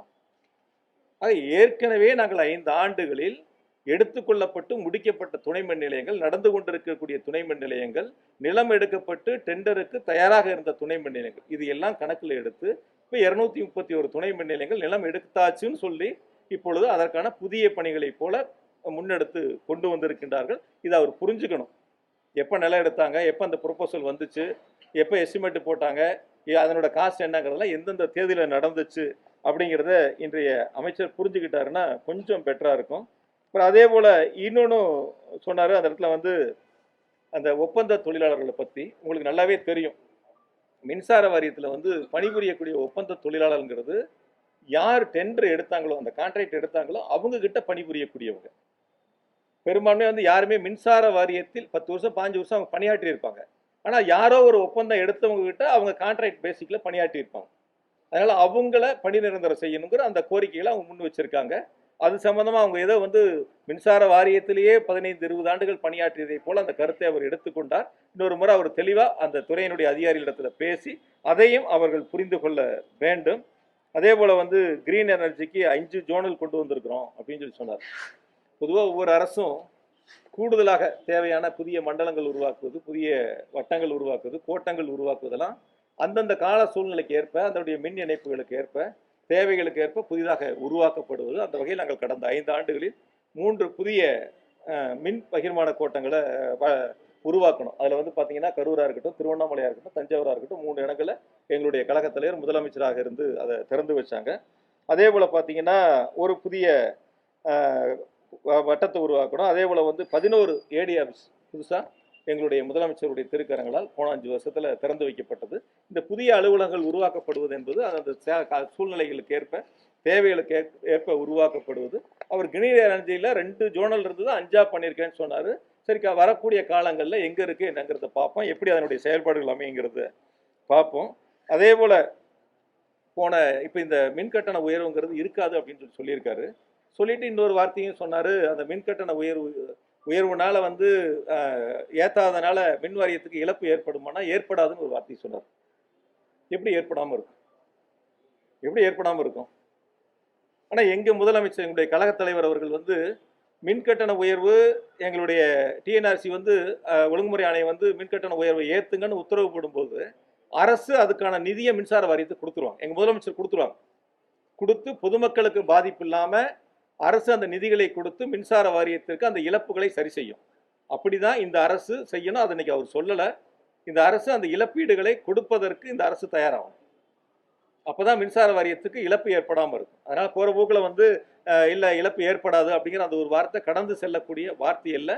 கடந்த 5 ஆண்டுகளில் டிஎன்ஆர்சி வந்து ஒழுங்குமுறை ஆணையம் வந்து மின்கட்டணம் உயர்த்திய போதெல்லாம் அரசினுடைய நிதிகளை கொடுத்து முதலமைச்சர் பொதுமக்களுக்கு பாதிப்பில்லாத ஒரு சூழலை உருவாக்கி தந்தார்கள் என்பதை மட்டும் இந்த நேரத்தில் நான் சொல்கிறேன்.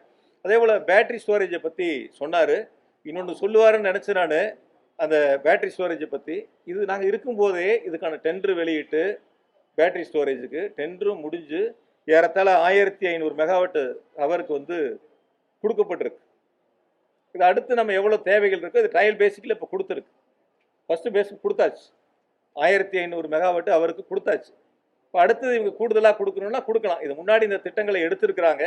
நாங்கள் அடுத்து இதை தொடர்ந்து இதை நாங்கள் செய்ய போகிறோம் அப்படின்னு சொல்லியிருந்தா பரவாயில்ல. இதை புதுசாக அவங்க இப்போ கொண்டு வர்றதை போல ஒரு தோற்றத்தை உருவாக்கி இன்றைய ஒயிட் பேப்பர் ரிலீஸ் அப்போ பத்திரிகையாளர்கிட்ட சொல்லியிருக்காங்க. அதே போல் பம்புடு ஸ்டோரேஜை பற்றி சொன்னாங்க. புதிய மின் திட்டங்கள் இல்லைன்னு சொல்லிட்டு 15 இடங்களில் 13,500 மெகாவாட் அளவுக்கு பம்புடு ஸ்டோரேஜில் நீர்மின் உற்பத்தி திட்டங்கள் கண்டறியப்பட்டு அதற்கான பணிகள் கடந்த 5 ஆண்டுகளில் முன்னெடுக்கப்பட்டிருக்கின்றன. அது வந்து அவர் அந்த இடத்துல சொல்லியிருக்கலாம். இந்த மாதிரி திட்டங்கள் 15 திட்டங்கள் வந்து 13,500 மெகாவாட் அளவு கண்டறியப்பட்டு அதற்கான பணிகள் முன்னெடுக்கப்பட்டிருக்குன்னு அது ஒயிட் பேப்பரில் சொல்லலாம். அது சொல்லலை. ஏதோ புதுசாக இனிமேல் வரும்போது அவங்களே கொண்டு வந்ததை போல ஒரு கருத்தை முன்வைக்கிறதுக்கான அந்த முயற்சியாக தான் நான் பார்க்குறேன். அதே போல் வந்து அதிக செலவுன்னாரு. இப்போ நான் சொன்ன இதெல்லாம் எவ்வளோ சப்ஸ்டேஷனு, எவ்வளோ வந்து டிரான்ஸ்ஃபார்மர் போட்டிருக்கு, எவ்வளோ வந்து இஹெச்டி லைனு, எவ்வளோ ஹெச்டி லைனு, எவ்வளோ எல்டி லைனு, இப்படி தொடர்ச்சியாக வந்து செய்யக்கூடிய பணிகள் கூடுதலாக எவ்வளோ வந்து செலவாயிருக்கு, இதெல்லாம் சொன்னோம். ஆனால் வந்து அதிக செலவுன்னு பல முறை சொன்னார். ஒரே ஒரு வேண்டுகோள், உங்கள் மூலியமாக மின்துறை அமைச்சர் வந்து செய்ய வேண்டியது வகை வாரியாக போடணும். எந்தெந்த வகைகள் ஆண்டு வாரியாக வருமானம் எவ்வளவு, எந்தெந்த வகையில் ஆண்டு வாரியாக செலவினங்கள் எவ்வளவு, இதை சொன்னாருன்னா வெளிப்படைத்தன்மையோடு இருக்காருன்னு அர்த்தம். ஆண்டு வாரியாக கட்டின வட்டியே சொல்லணும். 1,59,000 கோடிக்கு எவ்வளோ 5 வருஷம் வட்டி கட்டியிருக்காங்கன்னு சொன்னாருன்னா அவர் இந்த 34,000 கோடி இழப்பு ஏற்பட்டதில்ல, அது எப்படி வந்ததுன்னு அவங்களுக்கு தெரியும், மக்களுக்கும் தெரியும், எல்லாரும் நம்ம தெரிஞ்சுக்க முடியும். அதை சொல்லணும், சொல்லுவாங்க, நான் எதிர்பார்க்குறேன். இல்லைன்னா சொல்ல வைப்போம், நாங்கள் சொல்ல வைப்போம். அதனால் அதில் எந்த இடங்கள்லையும் நாங்கள் வந்து எங்களுக்கு மடியில் கனம் இல்லை, வழியில் பயம் இல்லை. அதனால் வெளிப்படைத்தன்மையோடு தான் நாங்கள் முழு நிர்வாகத்தையும் 5 வருஷம் எங்கள் முதலமைச்சர் நடத்தியிருக்காங்க. அதில் எந்த விதமான மாற்று கருத்தும் இல்லை. அதனால் அவங்க வந்து இப்போ சொல்லலாம் வந்து ஏதோ அரசியலுக்காக வந்து அரசியல் காழ்ப்புணர்ச்சிக்காக ஒவ்வொரு துறைகள் வாரியாக குற்றச்சாட்டு வேணால் சொல்லாமல் தவிர அந்த குற்றச்சாட்டை அவங்க நிரூபிக்கணும். சொல்லக்கூடிய குற்றச்சாட்டை ஒரு பத்திரிகை செய்தியாக இல்லாமல் ஒரு ரீல்ஸாக இல்லாமல் சொல்லக்கூடிய குற்றச்சாட்டை நிரூபிக்கணும். நிரூபிக்கக்கூடிய குற்றச்சாட்டை தான் சொல்லணும். அதனால் அவங்க வந்து பொத்தாம் போக்கில் போகிற வழியில் அப்படியே பொதுவாக ஒரு குற்றச்சாட்டுக்களை சொல்வதை ஒருபோதும் ஏற்றுக்கொள்ள முடியாது. அப்படி ஒரு குற்றச்சாட்டுக்களை சொன்னால் நிச்சயமாக நாங்கள் அதை எதிர்கொள்வோம். இன்னொரு கருத்தை சொன்னார், இந்த துறை வந்து போன 5 வருஷம் வந்து தனியாருக்கு தார வார்த்திருப்பாங்க. உங்களுக்கெல்லாம் தெரியும், மின்சார வாரிய பணியாளர்களுக்கும் தெரியும், அதிகாரிகளுக்கும் தெரியும். திமுக அரசு, எங்களுடைய முத்தமிழறிஞர் டாக்டர் கலைஞர் அவர்கள் தொடங்கி எங்களுடைய கழகத் தலைவர் மாண்புமிகு தளபதி அவர்கள் தொடர்ந்து இந்த மின்வாரியம் அரசே கேட்டு நடத்த வேண்டும், அதற்கான இழப்புகளை அரசே இழப்பீடுகளை கொடுக்க வேண்டும் என்பதெல்லாம் எவ்வளோ உறுதியாக இருந்தாங்க, எவ்வளோ போராட்டங்களை நடத்தினாங்கிறது அவருக்கு தெரிஞ்சிருக்க வாய்ப்பு இல்லை. அதனால் கடந்த கால போராட்டங்களை இந்த மின்சார வாரியத்தை காப்பாற்ற வேண்டும் என்பதற்காக எவ்வளவு போராட்டங்கள் திமுக முன்னெடுத்திருக்குங்கிறத ஒரு தடவை அவர் திரும்பி பார்த்தாருன்னா இது போன்ற கருத்துக்களை அவர் முன்வைக்க மாட்டார். அதே போல் வந்து அந்த ரொம்ப நாளாக சொல்கிறார். என்ன சொல்கிறாருன்னா, அந்த மின்மாற்றிகளில் ஊழல் மதுரையில் பார்த்தா சொல்லுவார், சென்னையில் பார்த்தா சொல்லுவார், ஏர்போர்ட்டில் பார்த்தா சொல்லுவார், மின்வாரியத்தில் பார்த்தா சொல்லுவார், இது மாதிரி ஊழல் நடந்திருக்கு, முறைகேடுகள் நடந்திருக்கு அப்படின்ட்டு. இந்த மின்மாற்றி கொள்முதலை பொறுத்த வரைக்கும் கிட்டத்தட்ட நான் ஏற்கனவே கோயம்புத்தூரில் அன்னைக்கு கூட பத்திரிகையாளர் சந்திப்பில் சொன்னேன். 1987 ஆரம்பித்து ஒவ்வொரு ஆண்டும் அதற்கான டெண்டர் நடைமுறைகள் வந்து ஒவ்வொரு ஆண்டும் பல்வேறு காலகட்டங்களில் அந்த கண்டிஷன்லாம் ரொம்ப ஸ்ட்ரென்தன் பண்ணி ஒவ்வொரு ஆட்சி இருக்கின்ற பொழுது அதற்கான டெண்டர் வெளியிடப்படும். இந்த டெண்டர் எதுவும் மறைமுக டெண்டர் அல்ல, இது ஆன்லைன் டெண்டர். ஆன்லைனில் தான் டெண்டரு. யார் வேணாலும் எந்த மூலையிலேருந்து வேணாலும், இந்தியாவில் எந்த பகுதியிலேருந்து வேணாலும் அந்த ஆன்லைனில் அந்த டெண்டர் அட்டன் பண்ணலாம். அவங்களுக்கான ப்ரைஸை கோட் பண்ணலாம், அவங்களுடைய டாக்குமெண்ட்டை அதில் ப்ரொடியூஸ் பண்ணலாம். இதுதான் இருக்கக்கூடிய யதார்த்த சூழல். அதில் அறப்போர் இயக்கம் ஒரு மனுவை கொடுத்து இதில் தவறு நடந்திருக்கு அப்படின்னு சொல்லி ஒரு கருத்தை முன் வச்சாங்க. அதுக்கு பிறகு நீதிமன்றத்துக்கு போனாங்க. நீதிமன்றம் சிபிஐ விசாரணைக்கு உத்தரவு போட்டிருக்கு. அந்த வழக்கு சிபிஐயில் இருக்குது. சிபிஐயில் அந்த வழக்கு இருந்தாலும் கூட தொடர்ந்து அவர் நான் சிபிஐயில் இருந்ததுனால அது சம்மந்தமாக அதிகமாக அதுக்குள்ள கருத்துக்கள் நான் பகிர்ந்து கொள்ள விரும்பாமல் இருந்தேன். சிபிஐயில் இருந்தால் கூட இன்றைய அமைச்சர் தொடர்ந்து அதில் ஏதோ மிகப்பெரிய ஒரு தவறுகள் நடந்து விட்டதை போல அசம்பிளியில் சொன்னார். 44,000 மின்மாற்றிகள் சிபிஐ விசாரணையில் இருக்குன்னாரு. அந்த வழக்கில் இருக்கிறது 7 டெண்டர். அந்த 7 டெண்டரும் சேர்த்து 27,000 டிரான்ஸ்ஃபார்மர். ஆனால் அதுவே தவிர 44,000 டிரான்ஸ்ஃபார்மர் வழக்கில் இருக்குன்னாரு. அவர் சொன்ன கருத்து எப்படின்னு கேட்டிங்கன்னா, வெளியில் என்கிட்ட ஒருத்தர் கேட்டார், ஏங்க அந்த 44,000 டிரான்ஸ்ஃபார்மரும் பயன்படுத்தலையான்னு கேட்டாங்க. ஒரு பொதுமக்கள் பப்ளிக் என்னை பார்த்துட்டு ஏங்க அது பயன்படுத்தலையான்னு கேட்டாங்க. இல்லையேங்க பயன்படுத்திட்டாங்களேன்னு கேட்டேன். இல்லை அவர் சொன்னதை பார்த்தா எங்களுக்கு அப்படி தெரிஞ்சிச்சு, சிபிஐ வழக்கில் இருக்கிறதுனால அவங்க எடுத்துகிட்டு போய் அதெல்லாம் சீஸ் பண்ணி வச்சுருக்கிற மாதிரியும் அது சரியாக பயன்படுத்தலை அப்படிங்கிற மாதிரியும் சொன்னாங்களேன்னாரு. இல்லை உங்கள் மூலியமாக ஒரு கருத்தை சொல்லிடுறேன். சிபிஐ விசாரணைங்கிறது இந்த மின்மாற்றிகள் கொள்முதலில் தவறு நடந்தது நீங்கள் விசாரிங்கன்னு நீதிமன்றம் சொல்லலாம். அந்த ஆர்டர் அவர் எடுத்து படிக்கலாம். அவரும் சட்டத்துறை அமைச்சர் தான். அந்த ஆர்டர் என்ன போட்டிருக்கு, நீதிமன்ற ஆர்டர், அதை எடுத்து முழுமையாக படிச்சுட்டு அதுக்கப்புறம் அது குறித்து அவர் பதில் சொல்லணும். இன்னொன்று, அறப்போர் இயக்கம் தாக்கல் பண்ணதில் அன்னைக்கு இருக்கக்கூடிய ஜெம் போர்ட்டலாக இருக்கட்டும் அல்லது ராஜஸ்தானோட ரேட்டாக இருக்கட்டும், வெளிச்சந்தையில் என்ன ரேட்டு, இது எல்லாம் போட்டு நம்மளுடைய டெண்டர் கண்டிஷன் ஒன்று இருக்கும். நம்ம போவோம். இப்போ நீங்கள் ஸ்பேர் பார்ட்ஸ் கிடைக்கும், உங்கள் 2 வீலருக்கு ஸ்பார்ட்ஸ் வாங்க போவீங்க. போனோடனே கேட்பார், சார் ஒரிஜினலாக டூப்ளிகேட்டாக? ஸ்பேர் பார்ட்ஸ் என்ன கேட்பார், ஒரிஜினலாக டூப்ளிகேட்டாக பாருங்கள். ஒரிஜினல் ஒரு ரேட் இருக்கும், டூப்ளிகேட் ஒரு ரேட் இருக்கும். நம்ம எதை விரும்புகிறோமோ அதை வாங்கிக்கலாம். ரெண்டையும் எடுத்து டேபிளில் வைப்பாங்க. நம்ம விரும்புகிறோம், சார் நம்ம ஒரிஜினல் கொடுங்கன்னு கேட்டு வாங்குவோம். ஆக நம்ம போட்ட அந்த மின்மாற்றி கொள்முதலில் நம்ம போட்டிருக்கிற கண்டிஷன் என்ன, ராஜஸ்தான் போட்ட கண்டிஷன் என்ன, இந்திய நேஷனல் அளவில் இருக்கக்கூடிய டிரான்ஸ்ஃபார்மரோட ஃபெயிலியர் ஆவரேஜ் என்ன, நம்ம ஸ்டேட்டோட ஃபெயிலியர் ஆவரேஜ் என்ன, இது எல்லாம் அவர் வெளியில் சொல்லணும். பொதுவாக அவர் சொல்லியிருக்கக்கூடிய அந்த 7 டெண்டரில் குறிப்பாக குறிப்பிட்டு சொல்லக்கூடிய ஒரு டெண்டர் M11 ஒரு டெண்டரை அவர் குறிப்பிட்டு சொல்கிறாரு. நிறையா 7 லட்சத்துக்குனாரு, அப்புறம் 8 லட்சம்னாரு, அப்புறம் 11 லட்சம்னாரு, 12 லட்சம்னாரு, இப்படி வசதிக்கு தகுந்த மாதிரி சில நேரங்களில் மாற்றி சொல்கிறாரு. அன்னைக்கு இருக்கக்கூடிய விலைகள் பொதுவாக இந்த டிரான்ஸ்ஃபார்மரை பொறுத்த வரைக்கும் காப்பர் தான் மிக முக்கியம். காப்பர் உலக சந்தையில் என்ன விலைக்கு இருக்குது அதை ஒட்டி தான் அந்த டெண்டருக்கான ரேட்டை கோட் பண்ணுவாங்க. 2021ஆம் ஆண்டு தான் உலக சந்தையில் காப்பர் உச்சபட்ச ரேட்டில் இருந்துச்சு. அன்றைக்கி அந்த டெண்டர் கோட் பண்ணப்போ அந்த ரேட்டை அவங்க கோட் பண்ணியிருந்தாங்க. கோட் பண்ணதுக்கப்புறம் ஜெம் போர்ட்டலாக இருக்கட்டும் இல்லை ராஜஸ்தானாக இருக்கட்டும் எல்லா ரேட்டையும் எடுத்து கோட் பண்ணி அந்த டெண்டரு எங்களுடைய மின்சார வாரியத்தில் அதுக்கான கமிட்டி ஆய்வு செய்து அதுக்கு பிறகு பிஎல்டிசியில் கொடுத்து அவங்க அதை ஆய்வு செஞ்சு அப்புறம் போர்டுக்கு போகுது. போர்டுக்கு போனதுக்கப்புறம் போர்டில் யார் யார் இருக்கா, ஃபைனான்ஸ் செக்ரட்டரி இருக்காங்க, எனர்ஜி செக்ரட்டரி இருக்காங்க, இண்டஸ்ட்ரி செக்ரட்டரி இருக்காங்க, செக்ரட்டரி எக்ஸ்பெண்டிச்சர் இருக்காங்க, ஐஏஎஸ் ஆஃபீஸர். ஆக மூத்த ஐஏஎஸ் ஆஃபீஸர் அடங்கியது தான் மின்சார வாரியத்தினுடைய போர்டு. அந்த போர்டில் முன்னாடி என்ன விலைக்கு வாங்கணும், ஜெம் போர்ட்டில் என்ன ரேட் இருக்குது, மற்ற ஸ்டேட்டில் என்ன ரேட்டுக்கு வாங்கியிருக்காங்க, ராஜஸ்தானில் என்ன ஸ்டேட்டுக்கு வாங்கியிருக்காங்க, அங்கே என்னென்ன கண்டிஷன்லாம் போட்டிருக்கிறாங்க, நம்ம என்ன கண்டிஷன் போட்டிருக்கிறோம், இதனோட லைஃப் என்ன, அதனோட லைஃப் என்ன, இதெல்லாம் ஒப்பிட்டு பார்த்து தான் அந்த குழு அதுக்கான ஒப்புதலை கொடுப்பாங்க. ஒரு கால் அந்த ரேட் அவங்க ஒத்துக்கலைன்னா திருப்பி அனுப்புவாங்க. யாரெல்லாம் டெண்டர் போட்டாங்களோ அவங்கள நீங்கள் திரும்ப அவங்கள அழைச்சி பேசுங்கன்னு சொல்லுவாங்க. இதுதான் இருக்கக்கூடிய நடைமுறை. அவங்க இன்னொன்று என்ன சொல்கிறாங்க, எல்லாரும் எப்படி ஒரே ப்ரைஸை கோட் பண்ணான்னு சொல்லிட்டு எல்லாரும் ஒரே ப்ரைஸ் L1 போட்டாலோ L2 போட்டாலோ எல்லாத்தையும் அழைச்சு ரேட்டை குறைக்க சொல்லி பேசுவாங்க. குறைக்கலன்னா கேன்சல் பண்ணி ரீடெண்டருக்கு போவாங்க. இது கடந்த காலங்களில் தொடர்ந்து இருக்கக்கூடிய நடைமுறை. அந்த டெண்டரை பொறுத்த வரைக்கும் நான் வந்து M11 பொறுத்த வரைக்கும் அவங்களுக்கு நான் சொல்றது என்னன்னா, டெண்டர் போடும்போது வந்து 26 பேர் போட்டிருக்காங்க. 26 பேர் அந்த டெண்டரை கோட் பண்ணி போட்டிருக்கிறாங்க.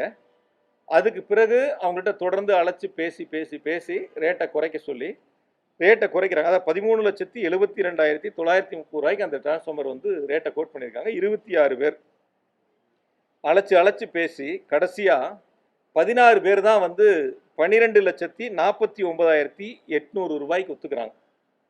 ஒத்துக்கிட்டு 16 பேர் மட்டும்தான் ஒர்க் ஆர்டராக வாங்குறாங்க, பர்ச்சேஸ் ஆர்டராக வாங்குறாங்க பிஓவை. ஆக 26 பேர் போட்டு 16 பேர் தான் ஒத்துக்கிறாங்கன்னா, அவங்க சொல்கிற மாதிரி 3 லட்சம் ரூபா அந்த டிரான்ஸ்ஃபார்மரில் லாபம் இருந்திருந்தா, விலை கூடுதலாக இருந்திருந்தா, ஏன் இந்த 10 பேர் இந்த டெண்டரை விட்டு வெளியே போகணும்? அவங்களுக்கான அந்த வருமானம் இருக்குல்ல, 3 லட்சம் கூட இருக்குல்ல, ஏன் அவங்க வேண்டாமல் போயிருக்கணும்? அல்லது இதில் தவறு நடந்திருந்தா இந்த டெண்டர் போட்டவங்க ஏன் நீதிமன்றத்துக்கு போகாமல் இருந்தாங்க? ஒன்று அவங்க நீதிமன்றத்துக்கு போயிருப்பாங்கல்ல, அந்த ரேட்டு கட்டுப்படி ஆயிருந்தா எங்களுக்கு அந்த ஆர்டர் கொடுக்கல, அதனால் அவங்களை நீதிமன்றத்தை நாடன்னு போயிருப்பாங்க. யாரும் நீதிமன்றத்துக்கும் போகலை, யாரும் அவங்களுக்கு ரேட்டும் கட்டுப்படி ஆகலைன்னு சொல்லி எங்களுக்கு வேண்டாங்கிறத கொடுத்துட்டு போயிட்டாங்க. ஆக இந்த 7 டெண்டருமே ஒவ்வொரு காலகட்டங்களில் கண்டிஷன் நம்ம என்ன போட்டிருக்கிறோம், அவங்க என்ன கண்டிஷன் போட்டிருக்காங்கிறத ஒரு நிமிஷம் நம்ம அதை பார்த்தோம்னா, அதை மின்துறை அமைச்சர் எப்பயாவது அதை கொஞ்சம் வெளிப்படைத்தன்மையோட கொஞ்சம் பத்திரிகைகள்கிட்ட பகிர்ந்துக்கிட்டாருன்னா கொஞ்சம் பெட்டராக இருக்கும். ஏன்னா அது உங்களுக்கும் தெரியணும், நாட்டு மக்களுக்கும் தெரியணும், அதில் என்ன நடந்திருக்கு, எப்படி நடந்திருக்கு, என்ன அப்படிங்கிறதுல. அந்த நம்ம 11 லட்சத்தி நம்ம கொடுத்த அந்த ரேட்டை பொறுத்த வரைக்கும் வந்து நம்ம கொடுத்துருக்கக்கூடிய அந்த ரேட்டு 11,68,000ங்கிறது அன்னைக்கு இருக்கக்கூடிய ஜெம் போர்ட்டலாக இருக்கட்டும், ராஜஸ்தானாக இருக்கட்டும், அதை ஒட்டி தான் வந்திருக்கு. ஏன்னா இது வந்து சிஏஜி இருக்கு, இதில் ஒவ்வொன்றும் வந்து ஆடிட் செய்கிறாங்க. 2 முறை இந்த மின்மாற்றிகள் கொள்முதலை சிஏஜி ஆடிட் பண்ணியிருக்காங்க.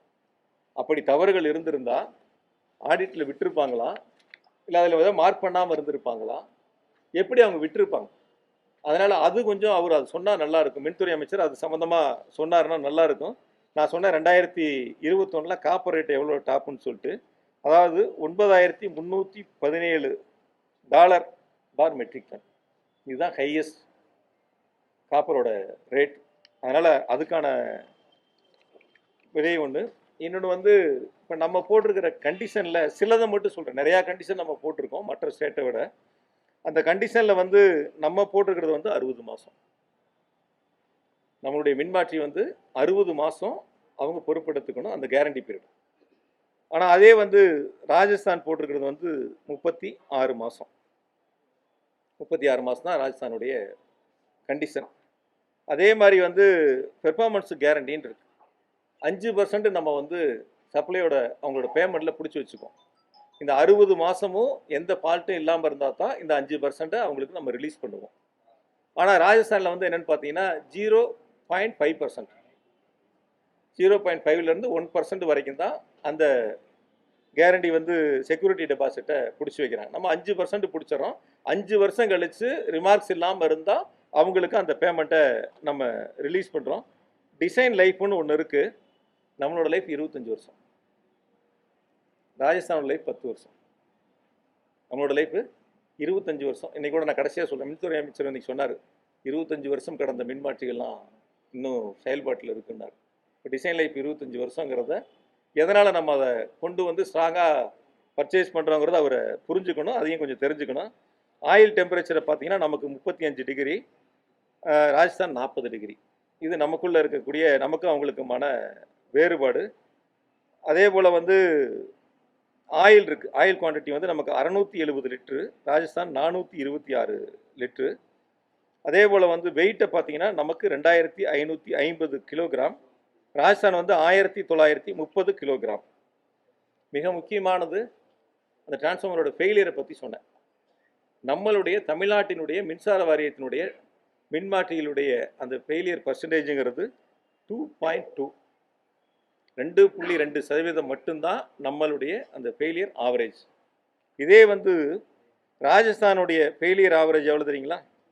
18.2%. 18.2%. நேஷனல் ஆவரேஜுங்கிறது 5.5%. இந்த மின்மாற்றிகளுடைய பழுதுங்கிறது நேஷனல் ஆவரேஜ் 5.5%, நம்மளுடையது 2.2%. அதனால் இந்த மின்மாற்றிகளுக்கும் அந்த மின்மாற்றிகளுக்கும் அவர்கள் கோட் பண்ணியிருக்கிற ரேட்டுக்கும் இதுக்குள்ள இடைவெளிக்குள்ள வித்தியாசங்களில் என்னென்ன கண்டிஷன் கூடுதலாக இருக்குது, எதனால் அதனுடைய பயன் நான் என்னன்னு சொல்கிறேன். அதனுடைய பயன் இப்போ 60 வருஷம் நம்ம 60 மாதம் கேரண்டி கொடுக்குறோன்னா இப்போ 60 மாதம் அவங்களுடைய பொறுப்பு. அது ஃபெயிலியர் ஆச்சுன்னா அவங்க பொறுப்பு எடுத்துக்கணும். 5% நம்ம பணத்தை பிடிச்சி வச்சிருக்கோம், நிதியை பிடிச்சி வச்சிருக்காங்க மின்சார வாரியம். இப்போ 25 வருஷம் அவரே சொல்கிறாரு மின்மாற்றிகள் 25 வருஷம் கடந்து இருக்குது, அதெல்லாம் நாங்கள் மாற்றணும் அப்படிங்கிறார்.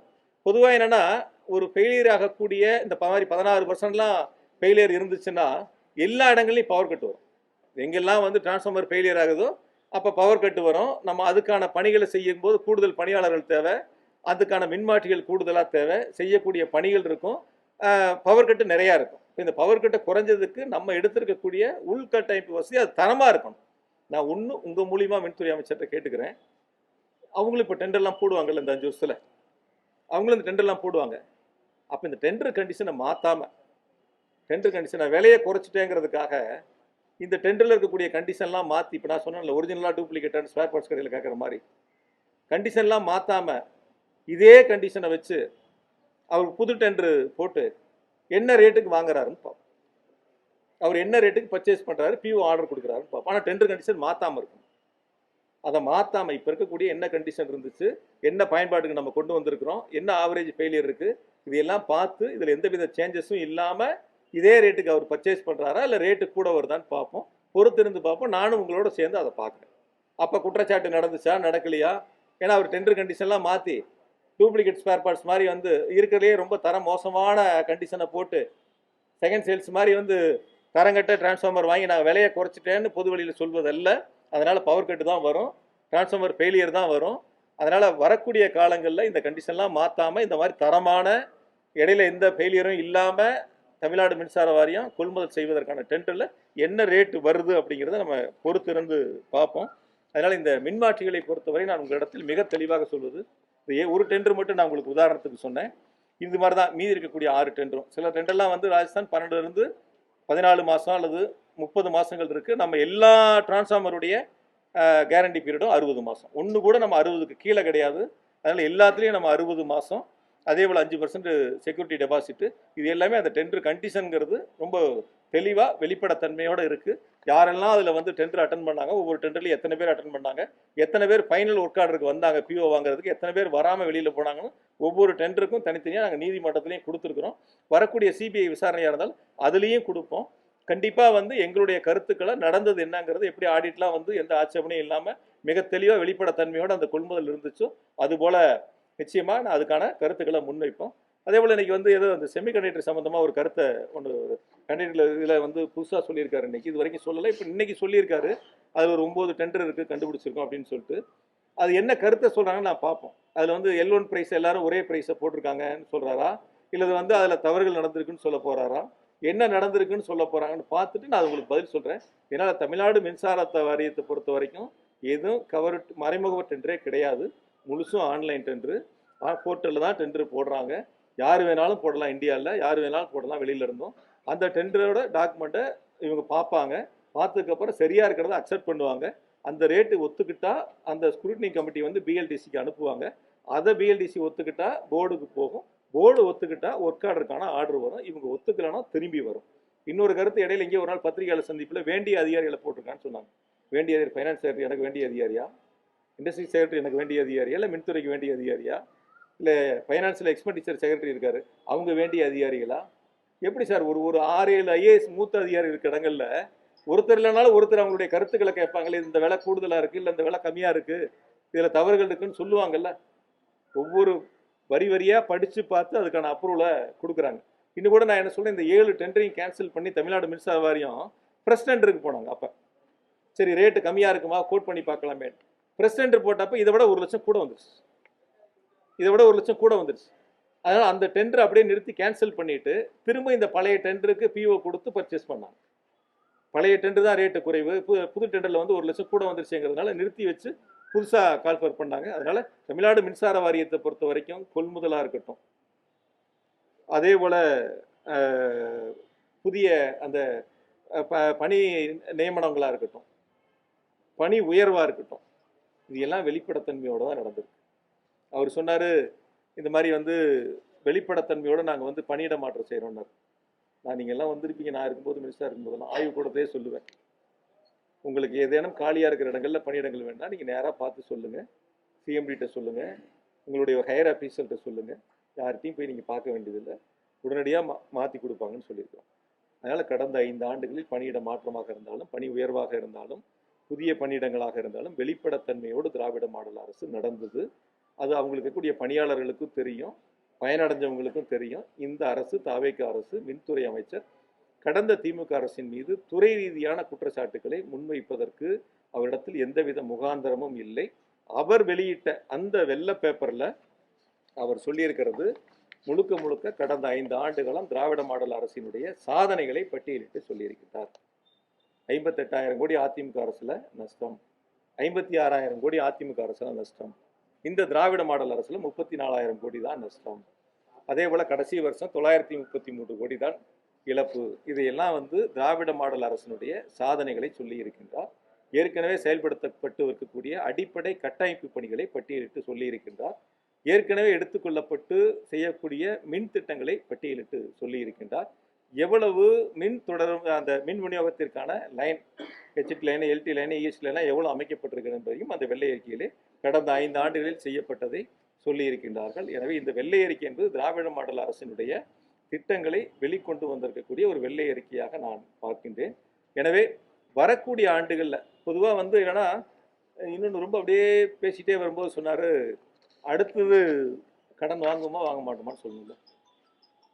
சார், அவர் அடுத்தது கடன் வாங்குவாரா வாங்க மாட்டாருன்னு சொல்லணும்ல.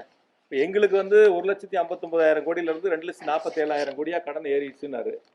சரி, ஒரு 90,000 கோடி கடன் ஏறி இருக்கு அப்படின்னு கூட நம்ம எடுத்துப்போம். ஏறி இருந்தால் நான் சொல்கிறேன் வட்டியே ஒரு 75,000 கோடி அளவுக்கு வட்டி வந்துருச்சுன்னு சொல்கிறேன். வட்டியே ஒரு 75,000 கோடி 80,000 கோடி அளவுக்கு வட்டி கட்டியிருப்போம்னு சொல்கிறேன். அப்போ கூடுதலானது எவ்வளோ இருக்குன்னு பார்த்தீங்கன்னா, ஏறத்தாழ நாங்கள் 2 லட்சம் விவசாயிகளுக்கு எங்களுடைய கழகத் தலைவர் மாண்புமிகு எங்களுடைய திராவிட மாடல் ஆட்சியினுடைய நாயகர் மாண்புமிகு தளபதி அவர்கள் 2 லட்சம் விவசாயிகளுக்கு இலவச மின் இணைப்பு கொடுத்துருக்காங்க. அப்போ ஏறத்தாழ அதுக்கு ஒரு 2,500 கோடி அளவுக்கு செலவு பண்ணியிருக்கிறோம். இலவச மின் இணைப்புக்கு மின்சார வாரியம் 2,500 கோடி அளவிற்கான செலவு செய்யப்பட்டு அவர்களுக்கு இலவச மின்சாரம் வழங்கப்பட்டிருக்கின்றன, இலவச மின் இணைப்பு வழங்கப்பட்டிருக்கின்றன. இப்படி தொடர்ச்சியாக இப்போ எம்எஸ்எம்இ இண்டஸ்ட்ரி இருக்குது. மின்கட்டண உயர்வின் போது எங்களுக்கு பாதிப்புன்னு சொன்னாங்க. அந்த பாதிப்பை சரி செய்வதற்காக குறைக்கப்பட்டன. அந்த குறைக்கப்பட்ட இழப்பை தமிழ்நாடு அரசு கொடுக்கும்னு எங்களுடைய கழகத் தலைவர் முதலமைச்சராக இருந்து மின்சார வாரியத்துக்கு அந்த இழப்பீடுகளை கொடுத்து மின்சார வாரியத்தை காப்பாற்றினாங்க. அதே போல் விசைத்தறி நெசவாளர்களுக்கு 1000 யூனிட் இலவச மின்சாரம் எங்களுடைய திராவிட மாடல் ஆட்சியினுடைய நாயகர் எங்களுடைய கழகத் தலைவர் வழங்கி அந்த நெசவாளருடைய பார்த்துருக்காங்க. 1000 யூனிட் வரைக்கும் நெசவாளர் விசைத்தறி நெசவாளருக்கு இலவசமாக கொடுக்குறாங்க. கைத்தறி நெசவாளருக்கு 300 யூனிட் வரைக்கும் இலவச மின்சாரத்தை கொடுக்குறாங்க. அந்த 2 கைத்தறி விசைத்தறி நெசவாளர்களுக்கான இலவச மின்சாரத்திற்கான சப்சிடியை தமிழ்நாடு அரசு மின்சார வாரியத்துக்கு கொடுத்துட்றாங்க. ஆக ஒவ்வொரு ஆண்டும் அரசு கொடுக்க வேண்டிய சப்சிடியாக இருக்கட்டும் அல்லது மின்சார வாரியத்தை காப்பாற்றுவதற்காக கூடுதலாக கொடுக்கப்பட்ட நிதிகளாக இருக்கட்டும் முழுமையாக கொடுத்து குறைந்தபட்சம் ஒவ்வொரு ஆண்டும் ஆண்டிற்கு 15,000 கோடியிலிருந்து 25,000 கோடி வரை எங்களுடைய கழகத் தலைவர் தமிழ்நாடு அரசின் மூலமாக முதலமைச்சராக இருந்து மின்சார வாரியத்திற்கு கொடுத்து மின்சார வாரியத்தை காப்பாற்றியிருக்கின்றார் என்று இந்த நேரத்தில் நான் பெருமையோடு சுட்டி காட்டுகின்றேன். எனவே அடுத்த ஆண்டு எடுத்துக்கொள்ளக்கூடிய புதிய மின் திட்டங்களாக இருந்தாலும் அடுத்த 5 ஆண்டுகளுக்கு எடுத்துக்கொள்ளக்கூடிய மின் திட்டங்களாக இருந்தாலும் ஒவ்வொரு அரசும் ஒவ்வொரு ஆண்டும் புதிதாக எடுத்துக்கொள்ளக்கூடிய திட்டங்களை ஒன்றாக சேர்த்து நாங்கள் எடுத்துக்கொள்ளக்கூடிய திட்டங்கள் என்று பட்டியலிட்டு சொல்லி இருக்கின்றார்கள். ஆனால் அதில் முதல் ஆண்டில் எடுத்துக்கொள்ளக்கூடிய திட்டங்கள் என்பதுதான் நாங்கள் எடுத்த திட்டங்களை பெரும்பான்மையாக அவர்கள் எடுத்த திட்டங்களாக அந்த அறிவிப்புகளை முன்வைத்திருக்கின்றார்கள். எனவே இவர்கள் எப்படி சீரமைத்து இந்த அதாவது 5 வருஷத்துல சீரமைக்கப்பட்டு தான் இவ்வளவு மேம்படுத்தப்பட்டிருக்கு மின்சார வாரியம். இனி நாங்கள் என்ன சீரமைப்போம் மிஸ்மேனேஜ்மெண்ட்டு, அங்கங்கே தவறுகள் நடந்திருக்கு, இழப்புகள் நடந்திருக்கு, வருவாய் கூடியிருக்கு, செலவுகள் எங்கே போச்சுன்னு தெரியல, நிதிகள் எங்கே போச்சுன்னு தெரியல. இந்த செலவுகளுக்கெல்லாம் எவ்வளவு நிதிகள் செலவிடப்பட்டிருக்கின்றன, கூடுதலாக ஏற்பட்ட செலவினங்கள் எப்படி சமாளிக்கப்பட்டிருக்கின்றன, எப்படி 58,000 கோடியிலிருந்து கடந்த ஆண்டு 933 கோடியாக குறைக்கப்பட்டது என்பதையெல்லாம் இன்றைய மின்துறை அமைச்சர் தெரிந்து கொண்டு புரிந்து கொண்டு கடந்த ஆட்சியின் மீது சொல்லக்கூடிய குற்றச்சாட்டுகளை அவர் உணர வேண்டும்.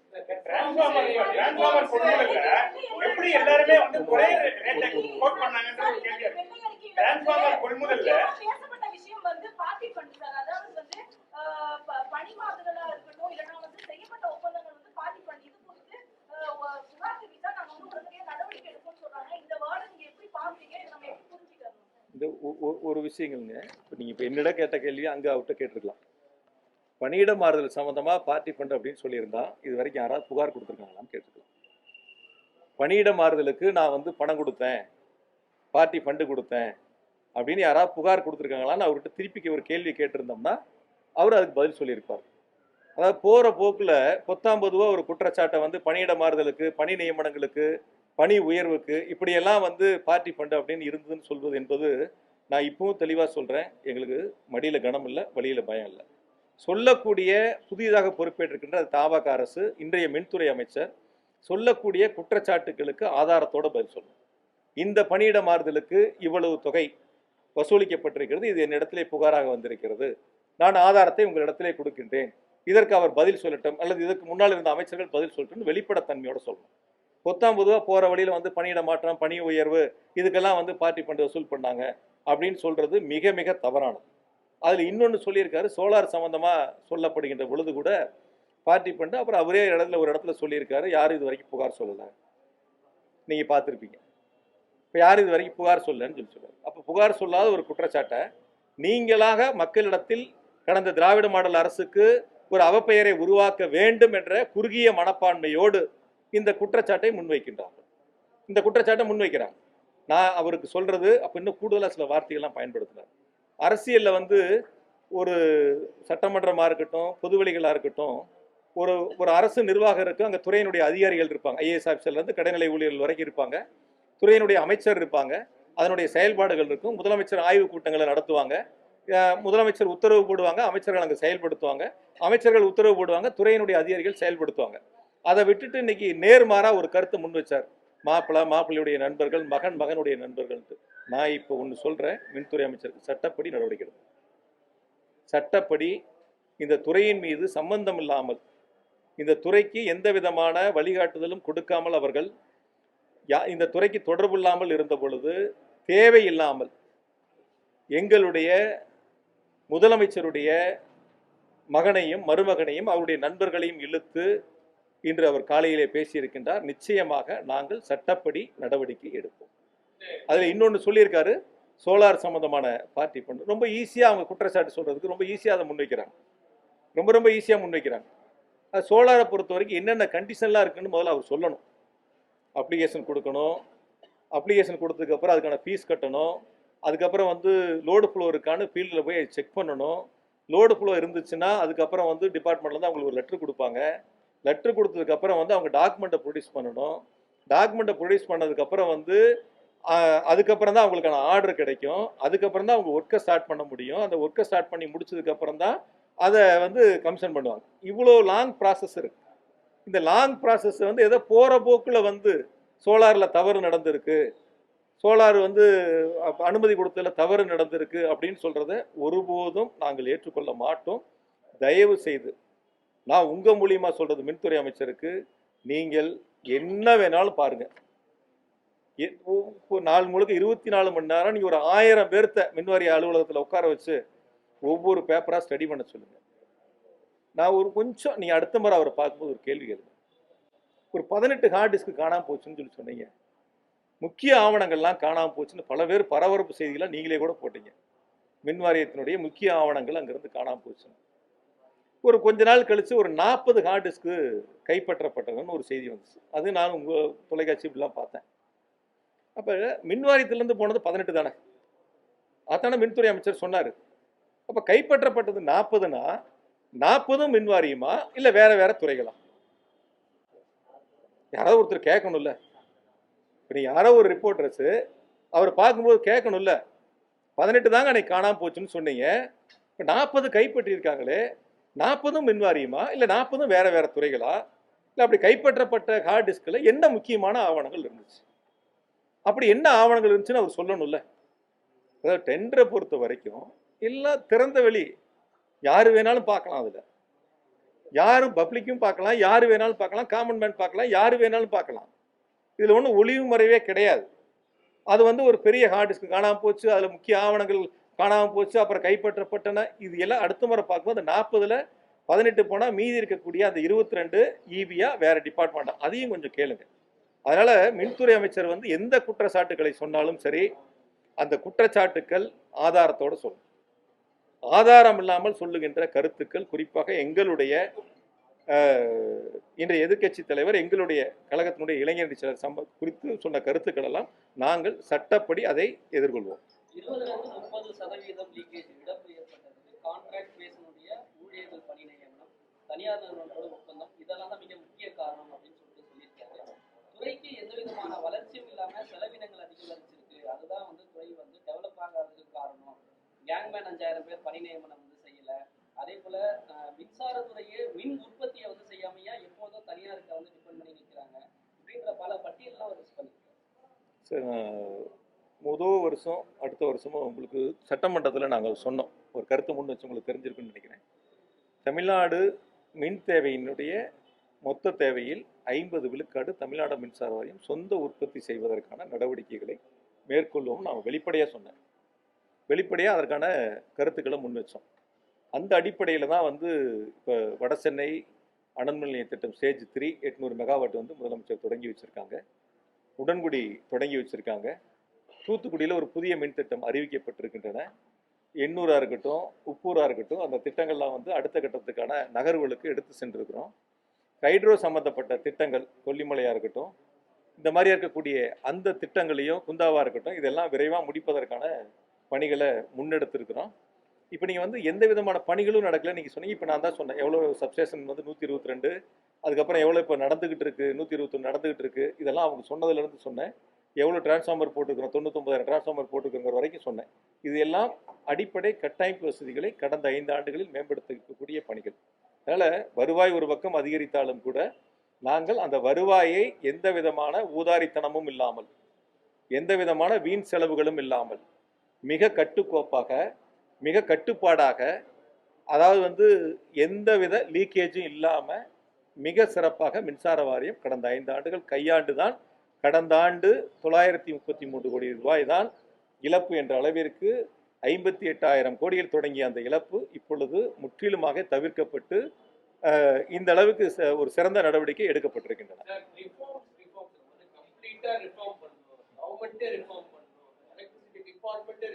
என்ன பண்ணணும்னு கேளுங்க சார்.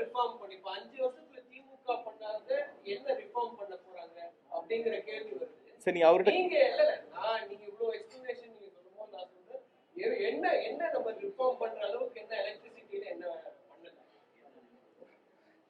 சார், ஆண்டுதோறும் உயரக்கூடிய மின் தேவை, அதை வந்து நம்ம அடுத்த 5 வருஷத்தில் எவ்வளோ இன்க்ரீஸ் ஆகும், அதுக்கு அடுத்தடுத்த வருஷங்கள் எப்படி, அடுத்தடுத்த 5 வருஷங்கள் எப்படி இன்க்ரீஸ் ஆகுங்கிறது நம்ம ஒரு கால்குலேஷன் டிபார்ட்மெண்ட்டில் போடுவாங்க. அதுக்கான முன்னேற்பாடுகள் செய்வோம். இப்போ சம்மர் வந்ததுன்னா சம்மர் வந்து அந்த மாதத்தில் ஏப்ரல் மேல போய் உட்காந்து கால்குலேட் பண்ணி நம்ம டெண்டர் போட்டால் யாரும் சப்ளை பண்ண வரமாட்டாங்க. இப்போ நம்ம என்ன பண்ணுவோம்னா நவம்பர் டிசம்பர்லேயே அந்த வேலையை முடிச்சுக்குவோம். அதாவது ஏப்ரல் மேக்கு உண்டான டிமாண்டை நம்ம வந்து நவம்பர் டிசம்பர்லேயே அக்டோபர்லேயே ஸ்டார்ட் பண்ணுவோம். நவம்பர் டிசம்பருக்குள்ளே அதுக்கான டெண்டர் கோட் பண்ணி யாரெல்லாம் வர்றாங்க, அது என்ன ப்ரைஸு, அது எந்த அளவுக்கு குறைக்க முடியும் அப்படின்னு பேசி அந்த டெண்டரை இறுதி பண்ணுவோம். அதனால் நம்முடைய மின் தேவை எந்த அளவுக்கு அதிகரிக்குது, அதுக்கான மின் உற்பத்தி திட்டங்கள் தேவை எப்படி இருக்குது, அது எப்படி நம்ம வெளியில் வந்து கொள்முதல் செய்கிறோம், அது லாங் டேர்மா, மீடியம் டேர்மா, அல்லது ஷார்ட் டேர்மில் கொள்முதல் பண்ணுறோமா. அதாவது லாங் டேர்மில் நம்ம போகும்போது சம்மர் 2 மாதத்துக்கு மட்டும்தான் நமக்கு பீக் அதிகமாகுதுன்னா மீதி 10 மாதம் நம்ம அந்த மின்சாரத்தை என்ன பண்ண போகிறோம், நம்முடைய உற்பத்தி ஷட் பண்ண போகிறோமா, நம்மளுடைய தெர்மல் பிளான்ட்டை ஆஃப் பண்ணி வைக்க போகிறோமா, அந்த மின்சாரத்தை பயன்படுத்த போகிறோமா. அப்போ நம்ம அந்த மின்சாரத்தை பயன்படுத்தினா நம்முடைய தெர்மல் பிளான்ட்டோட ப்ரொடக்ஷன் குறையும் போது நமக்கு இழப்பு ஏற்படுமே. இல்லை அவங்ககிட்ட போட்டது 2 மாதம் மட்டும் வாங்கிட்டு 10 மாதம் வாங்காமல் இருந்தால் 10 மாதத்துக்கு ஃபிக்ஸட் சார்ஜ் கொடுக்கணுமே. இது எல்லாம் துறை அதிகாரிகள் கலந்து பேசி ஆலோசித்து எது நமக்கு சேமிப்பு ஏற்படும், எதில் நமக்கு வந்து குறைந்த செலவினங்கள் ஏற்படும் அப்படிங்கிறத கணக்கிட்டு நம்முடைய தேவைக்கும் நம்முடைய உற்பத்திக்கும் நம்முடைய கூடுதலாக தேவைப்படுகின்ற மின்சாரத்தையும் கொள்முதல் செய்வதற்கான பணிகள் எடுக்கிறது ஒரு வகை. அப்போ எவ்வளவு நமக்கு அதிகரிக்குதோ அதற்கான மின் விநியோக கட்டமைப்பை மேம்படுத்துவது ஒரு வகை. இது 2 தான் மின்சார வாரியத்தில் இருக்கக்கூடிய பணிகள். இந்த 2ஐயும் சீராக நடவடிக்கை எடுத்தால் போதுமானது. அதுக்கு தான் நான் சொன்னேன், போன 5 வருஷத்தில் 423 துணை மின் நிலையங்கள் கணக்கெடுக்கப்பட்டு அறிவிக்கப்பட்டு இடங்கள் தேர்வு செய்யப்பட்டு துணை மின் நிலையங்கள் எவ்வளோ முடிச்சிருக்கிறோம், எவ்வளோ நடந்துக்கிட்டு இருக்குன்னு அவங்க சொல்லியிருக்காங்க, எவ்வளோ இடம் எடுத்திருக்கிறோம், இப்போ அடுத்து அந்த டெண்டருக்கு எவ்வளோலாம் ரெடியாக இருக்குங்கிறத சொல்லியிருக்கோம். இப்போ துணை மின் நிலையங்கள் தேவை, புதிய டிரான்ஸ்ஃபார்மர்கள் தேவை, புதிய லைன்கள் புதுசாக போடணும், அந்த கட்டமைப்பை உருவாக்கணும். இது 2 தான் பெரும்பான்மையாக மின்சார வாரியத்தில் செய்யக்கூடிய பணிகள். கூடுதலாக வந்து தேவைப்படுகின்ற பணியாளர்களை நியமிக்கணும். 5000 பேர் கேங்மேனை பற்றி சொன்னார். நாங்கள் எங்களுடைய கழகத் தலைவர் முதலமைச்சராக இருந்த பொழுது அந்த கேங்மேன் வந்து முதலமைச்சரை வழியில் பார்த்து கூட அந்த மனுக்களை கொடுத்தாங்க. ஆய்வுக் கூட்டங்களில் எங்களுக்கு எங்கள் கழகத் தலைவர் முதலமைச்சராக இருந்த பொழுது போட்ட உத்தரவு, அந்த கேங்மேன் 5000 பேரையும் நியமிக்கணும் அப்படின்னு உத்தரவு போட்டாங்க. அதுக்கான எவ்வளவு செலவினங்கள் ஏற்படும், எவ்வளவு பேர் என்னங்கிறதெல்லாம் எடுத்து நாங்கள் நிதித்துறைக்கு அனுப்பியிருந்தோம். அந்த நிதித்துறைக்கு அனுப்பப்பட்ட கோப்புகளின் மீது தான் இப்போ உத்தரவு வாங்கியிருக்காங்க. நாங்கள் அனுப்பப்பட்ட கோப்புகளின் மீது தான் உத்தரவு வாங்கியிருக்காங்க. இன்னொன்று வந்து 15000 பேர் புதுசாக போஸ்டிங் எடுக்கிறேன்னு சொன்னாங்க. நாங்கள் 2 ப்ரொபோசல் கொடுத்துருந்தோம். ஒன்று 15000, இன்னொரு 10000. 15000 நியமனம் பண்ணால் எவ்வளோ செலவு வரும் வருஷம், 10000 நியமனம் பண்ணால் எவ்வளோ செலவு வரும்னு 2 ப்ரொபோசல் டேஞ்சர்கோல் இருந்துச்சு. அதில் 15000 எடுத்து ஒப்புதல் வாங்கியிருக்கேன்னு சொல்கிறாங்க. சார் நான் ஒன்று கேட்குறேன் சார், 65000 பேர் காலின்னு சொன்னார்ல சார், ஏன் சார் 15000 பேர் எடுக்கிறாரு? 65000 பேர் எடுக்கலாம்ல சார், 65000 பேர் எடுக்கலாம்ல. எடுக்கிறதே எடுக்கிறோம், ஒரே எக்ஸாம் தானே சார். இன்னும் கொஞ்சம் பேருக்கு, நிறைய பேருக்கு அவங்க சொன்ன மாதிரி வந்து வாய்ப்புகளும் கிடைக்கும்ல. ஏன் வெறும் 15000 பேர் மட்டும் இப்போ எடுக்கிறேன்னு சொல்கிறாங்க? முழு காலி பணியிடங்களே நாங்கள் நிரப்புறோன்னு அவர் சொல்லலாம்ல. ஏன் அந்த தைரியம் இல்லாமல் போச்சு? இப்போதைக்கு 15000 சார், ஏஐ 300 எடுத்தா என்ன, 3000 எடுத்தா என்ன வேகன்சி டிஎன்பிசி கொடுக்க போகிறீங்க, அவங்க எக்ஸாம் நடத்தி செலக்ட் பண்ணி கொடுக்க போகிறாங்க, நம்ம அப்பாயின்மெண்ட் போட போகிறோம், அவ்வளோதானே சார். இப்போ முழுசாக எடுக்க வேண்டியதானே?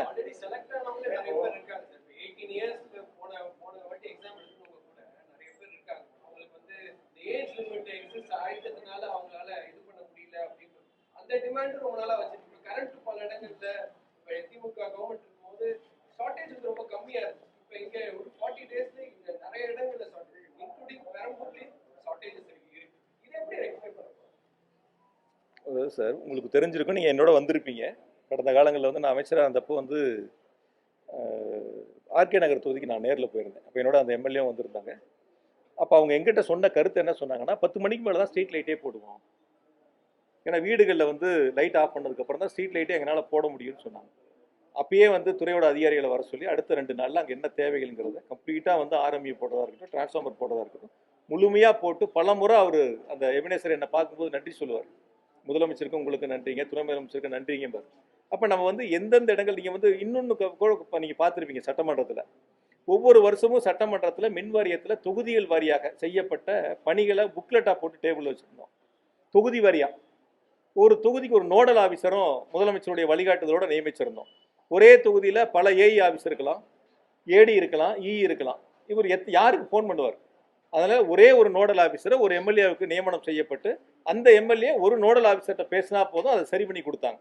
பல சட்டமன்ற உறுப்பினர்கள் சட்டமன்றத்திலேயே திராவிட மாடல் அரசு முதலமைச்சரை பாராட்டினாங்க. நாங்கள் புத்தகமாக வச்சு 5 வருஷத்தில் நடந்துகிட்டு இருக்கிற பணிகள், அதை நடந்து முடிஞ்ச பணிகள், நடந்துகிட்டு இருக்கக்கூடிய பணிகள், எடுத்துக்கொள்ளப்பட்ட பணிகள், அதை பட்டியல் போட்டு வச்சோம்.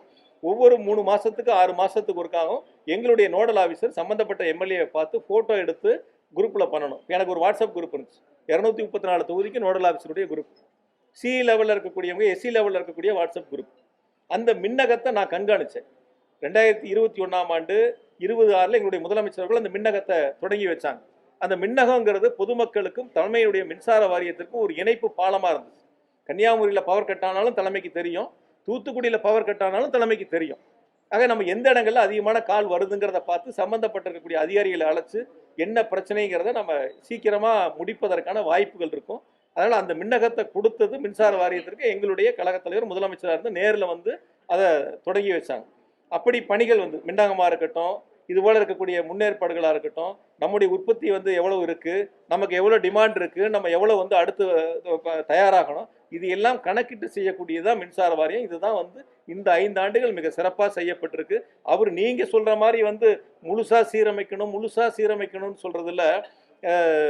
அதாவது வந்து மாற்றம்னு சொன்னாங்க இந்த தாவேக்கா அரசு. நான் கூட கேட்டேன், மாற்றம்னா என்ன, எஜுகேஷன் இல்லையா? உயர்கல்வியில் தமிழ்நாடு இந்தியாவில் ஃபஸ்ட்டு, என்ன மாற்றங்கள் கொடுக்க போகிறீங்க? ஹெல்த்தில் இந்தியாவில் தமிழ்நாடு ஃபஸ்ட்டு, என்ன மாற்றங்களை கொடுக்க போகிறீங்க? பொருளாதார வளர்ச்சியில் தமிழ்நாடு டாப்பில் இருக்கும், என்ன மாற்றங்களை கொடுக்க போகிறீங்க? வெறும் வார்த்தையில் மாற்றம் என்று சொல்வதற்கு பதிலாக கல்வியில, மருத்துவத்துல, தொழில்துறையில, மின்சார வாரியத்தில் இந்த மாற்றத்தை கொடுக்க போறோம், இது எங்களுடைய ஸ்டாண்ட், இது எங்களுடைய பாலிசின்னு சொன்னா நீங்களும் தெரிஞ்சுக்கலாம், நானும் தெரிஞ்சுக்கலாம், மக்களும் தெரிஞ்சுக்கலாம். அதனால தமிழ்நாடு மின்சார வாரியத்தை பொறுத்தவரை இன்று மின்துறை அமைச்சர் வெளியிட்டிருக்கக்கூடிய வெள்ளை அறிக்கை கடந்த 5 ஆண்டுகால திராவிட மாடல் ஆட்சியினுடைய திட்டங்களை அச்சடித்து வெளியிட்டிருக்கின்றார். அதில் நாங்கள் 5 ஆண்டுகள் செய்த மிக சிறப்பான பணிகள், எங்களுக்கு வழிகாட்டிய கழகத் தலைவர், திராவிட மாடல் ஆட்சியினுடைய நாயகர் மாண்புமிகு தளபதி அவர்கள் கொடுத்த தைரியம், ஊக்கம், நிதி அத்துணை வளர்ச்சிகளையும் உள்ளடக்கிய அந்த வெள்ளை பேப்பர். அந்த வெள்ளை பேப்பரில் எவ்வளவு இழப்புகள் என்பதையும், நாங்கள் எவ்வளவு குறைத்திருக்கிறோம், என்ன நடவடிக்கை எடுத்திருக்கிறோம், என்ன கட்டமைப்புகளை உருவாக்கி இருக்கின்றோம், என்ன புதிய திட்டங்களை செயல்படுத்தியிருக்கோம் என்பதையெல்லாம் மிக தெளிவாக குறிப்பிட்டிருக்கின்றார். எனவே இனி வரக்கூடிய ஆண்டுகளில் அவர்கள் செய்யக்கூடிய திட்டங்களை வெளிப்படைத்தன்மையோடு செய்ய வேண்டும். தயவு செய்து கடந்த திமுக ஆட்சியில் செய்யப்பட்ட பணி நியமனங்களுக்கெல்லாம் நீங்கள் ஸ்டிக்கர் ஒட்டி கொண்டு நீங்கள் ஏதோ செய்ததை போல ஒரு தோற்றத்தை உருவாக்க வேண்டாம், ரீல்ஸ் போட வேண்டாம். ரியலா இருக்கு.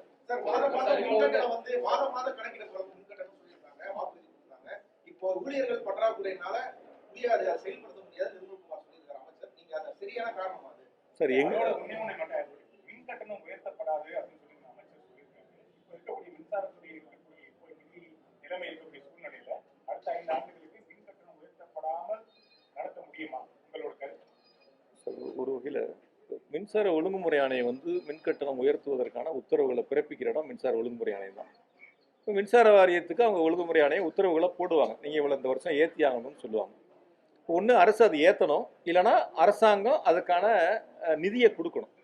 நாங்கள் இந்த வருஷம் ஏற்றலை, அந்த ஏற்றக்கூடிய சுமைகளை அரசாங்கம் மின்சார வாரியத்துக்கு ஏற்றுக்கிட்டு நாங்கள் நிதிகளை கொடுத்துறேன்னு சொல்லணும். இதுதான் வழக்கமான நடைமுறை. இவங்க ஏற்றலைன்னு சொல்லியிருக்காரு. இப்போ அதுக்கான நிதிகளை தமிழ்நாடு அரசுகிட்ட இருந்து, முதலமைச்சர்கிட்ட இருந்து இந்த மின்துறை அமைச்சர் கேட்டு பெறுவாரான்னு பார்ப்போம்.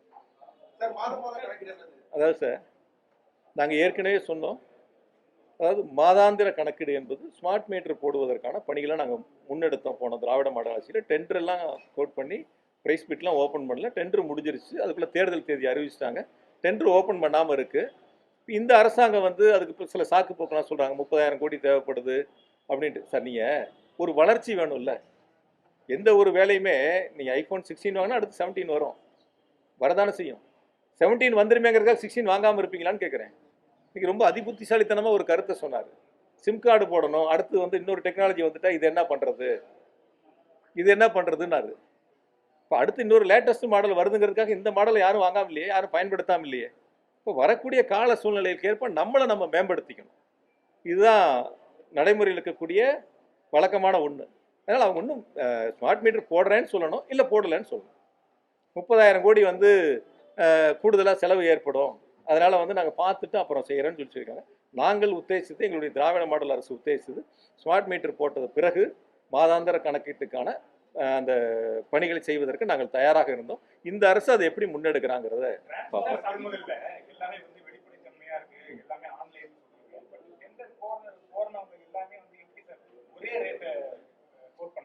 சார், அதாவது 2020-21 கூட ஒரு டெண்டர் போட்டிருக்காங்க. அதுக்கு முன்னாடியும் போன அதிமுக ஆட்சியிலையும் டெண்டர் போட்டிருக்காங்க. அதாவது L1, L2 இவங்க எல்லாம் ஒரே விலைப்புள்ளிகளை கோருகிறார்கள் என்பது நமக்கு முக்கியம் இல்லை. அவங்க எப்படி வேணாலும் கோட் பண்ணலாம். அதற்கு பிறகு அவங்களை அழைத்து எவ்வளவு ரேட்டு குறைக்கிறாங்க அப்படிங்கிறது தான். L1 ஒருத்தர் இருப்பாங்க, L2 25 பேர் இருப்பாங்க, L2 25 பேர் இருப்பாங்க, 25 பேர் இருப்பாங்க. அப்போ அந்த L2 L1 ரேட்டை மேட்ச் பண்ணால் அந்த 25 பேர்த்துக்கும் அவங்களுக்கான பியூ ஆர்டர் கிடைக்கும். ஒரு 2000 டிரான்ஸ்ஃபார்மர் வேணும்னா ஒருத்தரே 2000 சப்ளை பண்ண மாட்டாங்க. ஒருத்தருக்கே அந்த ஆர்டர் கொடுக்க முடியாது. யாரெல்லாம் டெண்டர் அட்டன் பண்ணாங்களோ, யாரெல்லாம் அந்த ரேட்டு ப்ரைஸ் குறைச்சி ஒத்துக்கிட்டாங்களோ அவங்களுக்கு அந்த டெண்டரை பிரித்து கொடுப்பாங்க.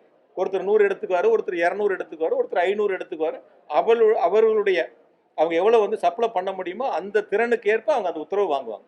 அதனால் கடந்த காலங்களில் இது போன்ற நடைமுறைகள் இருந்திருக்கின்றன. இது மாதிரி L1, L2 எல்லாமே ஒரே ரேட்டை கோட் பண்ண வரலாறுகள் இருக்கின்றன. அதுதான் இப்பயும் நடந்திருக்கு. அதனால் அதில் எந்த விதமான தவறுகளும் இல்லை. நம்மளை பொறுத்த வரைக்கும் விலை குறைச்சிருக்காங்களா, விலை கூட இருக்கா, மற்ற மாநிலங்களை விட கூட இருக்கா, இதில் ஏதாவது தவறு நடந்திருக்கா, இதுதான். இதுக்கு தான் இத்தனை கமிட்டி இருக்குது, இத்தனை அதிகாரிகள் இருக்காங்க. இவங்க அதுக்கப்புறம் ஆடிட் இருக்கு. இதில் எல்லாம் நடக்காத இந்த அமைச்சர் கண்டுபிடிச்சி ஏதோ தவறு நடந்திருக்கு 44,000 மின்மாற்றிகள். தயவு செஞ்சு அவர் 2க்கான கண்டிஷன் இருக்கு, இது 2ஐயும் அவர் ஒப்பிட்டு பார்த்து பொதுவெளியில சொல்லணும். இப்போ டெண்டர் ஆன்லைன்ல தான் கோட் பண்ண போறோம்னு சொல்றாரு. ஏற்கனவே ஆன்லைன்ல தான் அது இருக்கு. டிஎன்பிஎஸ்சி மூலம் தான் ஆட்களை தேர்வு செய்ய போறோம்னு சொல்றாரு. ஏற்கனவே டிஎன்பிஎஸ்சி மூலம் தான் தேர்வு பண்றாங்க. அதிமுக ஆட்சியில் மின் வாரியமே தேர்வு நடத்தி பொறியாளர்கள் தேர்வு பண்ணாங்க. அந்த திமுக ஆட்சி வந்து டிஎன்பிசிங்கிற முறையை மாற்றுது. அதே இதை புதுசா சொல்ற மாதிரி ஒரு விஷயத்த சொல்றாங்க. இந்த 5 வருஷம் திமுக ஆட்சியில பண்றது 2011 இருந்து 21 வரை அதிமுக ஆட்சியில நடந்த மின் திட்டங்களை பத்தியோ அதை பத்தி வெள்ளை அறிக்கையில குறிப்பிட்டு பேசல. எனக்கு இந்த 5 வருஷத்தை பத்தி பேசுறதுக்கான காரணம் என்ன? அதாவது இந்த 34,000 கோடி இழப்பை பற்றி ரொம்ப பெருசாக பேசினார் நீ கேட்ட மாதிரி. அந்த 56,000 கோடி இழப்பு 58,000 கோடி பற்றி ஒன்றும் பெருசாக பேசல. அப்படியே ஒரு வரியில் அந்த ஒரு வார்த்தையில் கடந்து போயிட்டாங்க. சரி பரவாயில்ல, அவருடைய எண்ணங்கள் வந்து திமுக மீது பழி போடணும், திமுகவில் 5 வருஷம் திமுக அரசின் மீது பழி போடணும், திமுகவில் ஏதோ ஒரு தவறுகள் நடந்து விட்டதை போல ஒரு தோற்றத்தை உருவாக்கணும், அதுக்கான முயற்சிகளை தான் இன்றைய தாவேக அரசு எடுக்குது. அதுக்கு அவங்க பயன்படுத்தக்கூடிய சில வார்த்தைகளை பயன்படுத்துகிறாங்க. நான் தான் இப்போ முன்னாடி சொன்னேன், நான் சோலாராக இருக்கட்டும் மற்ற விஷயங்களாக இருக்கட்டும் அவங்க சொல்கிறதுக்கான ஆதாரத்தை கொடுக்கணும், கொடுக்கலன்னு நாங்கள் சட்டப்படி சந்திப்போம்னு சொல்லியிருக்கேன். அதனால் இனி வரக்கூடிய நாட்களில் அது மாதிரி வந்து தவறுதலாக சொன்னால், ஆதாரம் இல்லாமல் சொன்னால் நிச்சயமாக நாங்கள் வேடிக்கை பார்க்க மாட்டோம், பொறுத்திருக்க மாட்டோம், சட்டப்படி சந்திப்போம். முதலமைச்சருடைய பதிலுரை மின்வெட்டை பத்தி பேசும்போது சிலர் வேண்டுமென்றே சூழ்ச்சி செய்து இந்த மின்வெட்டை ஏற்படுத்துறாங்கன்னு அந்த ஒரு பேச்சை வந்து பேசினார். அதுக்கு உங்க பதில் என்ன? இப்ப இருக்கக்கூடிய மின்வெட்டுக்கு அவங்க அரசியல்காரங்க வைக்கிறாங்க. இதுக்கு இப்ப நடைபெறக்கூடிய மின்வெட்டுக்கு காரணம் என்ன நீங்க நினைக்கிறீங்க? பியூஸ் கேரியர் திருட்டு போறது, சில கருப்பாடுகள் இருக்குது அப்படிலாம் சொல்றாங்க. அதாவது மின்வாரியத்தில் பணிபுரியக்கூடியவர்களில் கருப்பாடுகள் இருக்குனர், அப்புறம் 1% கருப்பாடுனர், 100% இருக்கிற இடங்கள்ல 1% கருப்பு யாருன்னு கண்டுபிடிக்க முடியாதா? கண்டுபிடிக்க முடியாதா? 100 பேர் வேலை செய்கிற இடங்கள்ல ஒருத்தர் தவறு பண்ணா யார் அந்த தவறு பண்றான்னு கண்டுபிடிச்சு நடவடிக்கை எடுக்க வேண்டியது அரசினுடைய கடமை, துறையினுடைய கடமை. அப்போ நான் முன்னாடி சொன்னேன், இரவு பகல் பாராமல், மழை வெயில் பார்க்காம, நேரங்காலம் பார்க்காம உழைக்கக்கூடியவங்க மின் வாரியத்தில் பணிபுரியக்கூடிய பணியாளர்கள், அதிகாரிகள். இப்போ அவங்கள கருப்பு ஆடுன்னு குற்றம் சொல்கிறார். இப்போ அவங்கள வச்சு தான் நம்ம அந்த மின் விநியோகத்தை செய்யறோம். இப்போ அந்த கருப்பு ஆடுகளை கண்டுபிடிச்சு நடவடிக்கை எடுக்க முடியலன்னா அப்போ அவர் சொன்னது தவறு. அவர் தவறான கருத்தை, பொய்யான கருத்தை முன் வச்சிருக்கார். அது ஒன்று. இப்போ சட்டமன்றத்தில் நாங்கள் சொன்னோம், ஃபியூஸ் கேரியர் திருட்டு போச்சுன்னு ஒரு கருத்தை சொன்னார். பகலில் திருட்டு போன வீடியோவுக்கு இரவுல மின்தடை ஏற்படுதுன்னு சொன்னோம். இப்போ நான் சொன்னேன், பெரம்பூரில் 260 RMU போட்டிருக்கிறோம் போன 5 வருஷத்துலேன்னு சொன்னோம். ஆக ஒரு அரசு அமைந்தவுடன் அந்த அரசினுடைய அமைச்சர், அந்த துறையினுடைய அமைச்சர் சம்பந்தப்பட்ட அதிகாரிகளை அழைத்து ஆய்வு கூட்டங்களை நடத்தி எப்படி வந்து அந்த துறை செயல்படுகிறது, எப்படி மின் விநியோகம் நடைபெறுகிறது, எங்கெங்கே தவறுகள் நடைபெறுகின்றன, அந்த மின் விநியோகத்தில் எங்கெங்கே பாதிப்புகள் இருக்கு, அதை எப்படி சரி செய்யலாம் என்பதை செய்ய வேண்டியது அந்த துறையினுடைய அமைச்சர். நான் சட்டமன்றத்தில் கேட்டேன், இது வரைக்கும் வந்து நீங்கள் மீட்டிங் நடத்தலன்னு சொன்னேன். துறையினுடைய விநியோகத்திற்கான அந்த பணிகளை செய்யக்கூடிய அதிகாரிகளுடைய அலுவலருடைய கூட்டத்தை நீங்கள் நடத்தலன்னு சொன்னேன். நாங்கள் பொறுப்பெடுத்த மண்டலங்கள் வாரியாக போய் நேரில் சம்மந்தப்பட்ட ஏஐ வரைக்கும் அழைச்சி பேசி என்ன தேவை இருக்குது, எப்படி இருக்குது, என்னெல்லாம் செய்யணும்னு கேட்டு வாங்கி அவங்ககிட்ட மைக் கொடுத்து பேச வச்சோம். கருத்துக்களை நாங்கள் குறித்தோம். இங்கே வந்து அதுக்கான நடவடிக்கைகளை எடுத்தோம். நீங்கள் 40 நாள் ஆயிடுச்சு, 45 நாள் ஆயிடுச்சுங்கிறீங்க. என்ன ஆய்வு கூட்டங்களை நடத்துறீங்க? இப்போ நான் கேட்டதுக்கு அவர் பதில் சொல்லியிருக்கணும்ல. இத்தனை ஆய்வு கூட்டங்களை நடத்தியிருக்கோம், இத்தனை சிஇ மீட்டிங் நடந்திருக்கு, இத்தனை எஸ்சி மீட்டிங் நடந்திருக்கு, இத்தனை இஇ மீட்டிங் நடந்திருக்கு, இதெல்லாம் சொல்லணுமா இல்லையா? அப்போ அப்படி ஒரு கூட்டம் நடந்திருந்தா உங்களுக்கு பத்திரிகை ரிலீஸ் வந்திருக்குல்ல, செய்தி ப்ரெஸ் ரிலீஸ் கொடுத்துருப்பாங்கல்ல. நாங்கள் இந்த கூட்டங்களை நடத்தினோம், இந்தாங்க ப்ரெஸ் ரிலீஸ் உங்களுக்கு, இந்த கூட்டத்தில் அமைச்சர் இதெல்லாம் வலியுறுத்தினாருன்னு சொல்லியிருப்பாங்கல்ல. இப்போ எதுவுமே நடக்காமல், எதையுமே களத்துக்கு போய் பார்க்காம, அவருடைய நோக்கம் ஒன்றே ஒன்று உங்களுக்கு வெளிப்படைத்தன்மையோட சொல்லணும்னா, நீங்களும் அதை தெரிஞ்சுக்கணும், மக்களும் தெரிஞ்சுக்கணும்னா, அவர் மின்வாரியத்துக்கு செல்வதெல்லாம் கடந்த 5 ஆண்டுகளில் பூத கண்ணாடி போட்டு தேடிக்கிட்டு இருக்கார். என்ன தேடிக்கிட்டு இருக்காரு? பூத கண்ணாடி போட்டு லென்ஸ் வச்சு தேடிட்டு இருக்கார். ஏதேனும் கடந்த திமுக ஆட்சியின் மீது தவறுகளை கண்டுபிடிக்க முடியுமா, குற்றம் சாட்ட முடியுமா, பழி சொல்ல முடியுமா அப்படிங்கிறத தேடிக்கிட்டு இருக்காரு. அவர் இன்னும் இல்லை, ஒரு நாள் அல்ல, ஒரு வாரம் அல்ல, ஒரு மாசம் அல்ல, இன்னும் 10 வருஷம் அவர் தேடினாலும் மின்சாரத்துறையில் எந்தவித தவறுகளும் நடக்கவும் அப்ப நாங்க விடல, முதலமைச்சரும் விடல. மிக வெளிப்படைத்தன்மையோட மின்சார வாரியம் செயல்பட்டு சட்டமன்றத்துல முதல்வர் விஜய் குட்டி கதை அப்படின்னு சொன்ன விஷயம் வந்து பெரும் விமர்சனத்துக்கு உள்ளாச்சு. அதை குறித்து இன்னைக்கு ஒன்றிய அமைச்சர் நிர்மலா சீதாராமன் கேட்கும்போது அது அரசியல் ரீதியான விமர்சனம் தான், அது சட்டமன்றத்துல பேசாம வேற எங்கேயும் பேசுவாங்க, திமுக அதுக்கு ஒரு பதில் சொல்லுவாங்க. அதாவது சார், சட்டமன்றத்தில் நடந்ததுக்கெல்லாம் எங்களுடைய எதிர்கட்சி தலைவர் வெளியில வந்து அப்பயே அதுக்கான எங்களை பேச வாய்ப்பு கிடைக்கல, அப்பயே பதில் சொல்லிட்டாங்க. அதனால அதுக்குள்ள நம்ம போனோம்னா இன்னைக்கு எடுத்துக்கிட்ட நோக்கம் மாறிடும். ஒயிட் பேப்பரு அதுக்கான ஆன்சர், இது ரெண்டும் மாறிடும். கருத்து வேற பக்கம், அரசியல் பக்கம் திசை திரும்பிடும். நான் இறுதியாக உங்களுக்கு ஒன்று மட்டும் சொல்கிறேன். அதாவது 58,000 கோடி 5 ஆண்டுகளில் மின்சார வாரியம் நஷ்டம் இழப்பு என்ற சூழலை கடந்த ஆண்டு 933 கோடி ரூபாய் அளவிற்கு குறைப்பதற்கு முதல் காரணம் எங்களுடைய கழக தலைவர், திராவிட மாடல் ஆட்சியினுடைய நாயகர் மாண்புமிகு தளபதி அவர்கள் தான். அவர்கள் கொடுத்த நிதி ஆதாரங்கள், ஊக்கங்கள், அவர்களுக்கு செயல்படுத்த வழங்கிய திட்டங்கள், இதனால் தான் மின்சார வாரியம் வளர்ச்சி அடைந்திருக்கின்றன. கடந்த 5 ஆண்டுகளில் எந்த விதமான மின்தடையும் இல்லாமல் சீரான மின் விநியோகம் வழங்கப்பட்டிருக்கின்றன.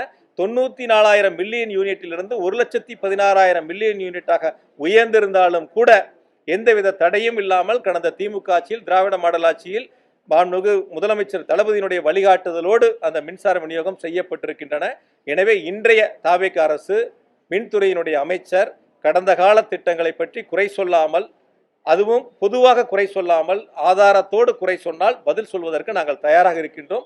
அதை சந்திப்பதற்கு தயாராக இருக்கின்றோம்.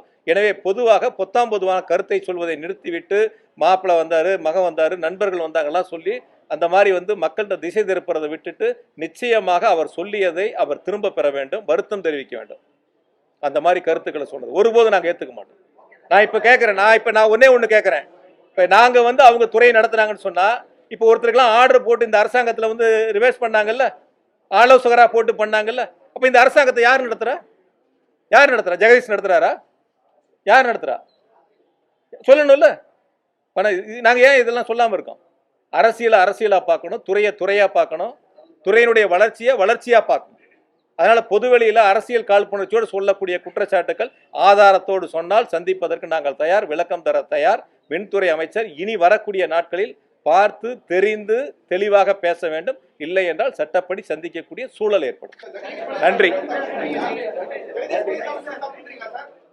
அப்படி சொல்லலாமான்னு கேட்கிறேன், அவ்வளவுதான். அதனால நான் இதுல நாங்க வெளிப்படைத்தன்மையோடு இருந்தா நீங்களும் வெளிப்படைத்தன்மையோடு இருங்கன்னு சொல்றேன். அவ்வளவுதான். நன்றி.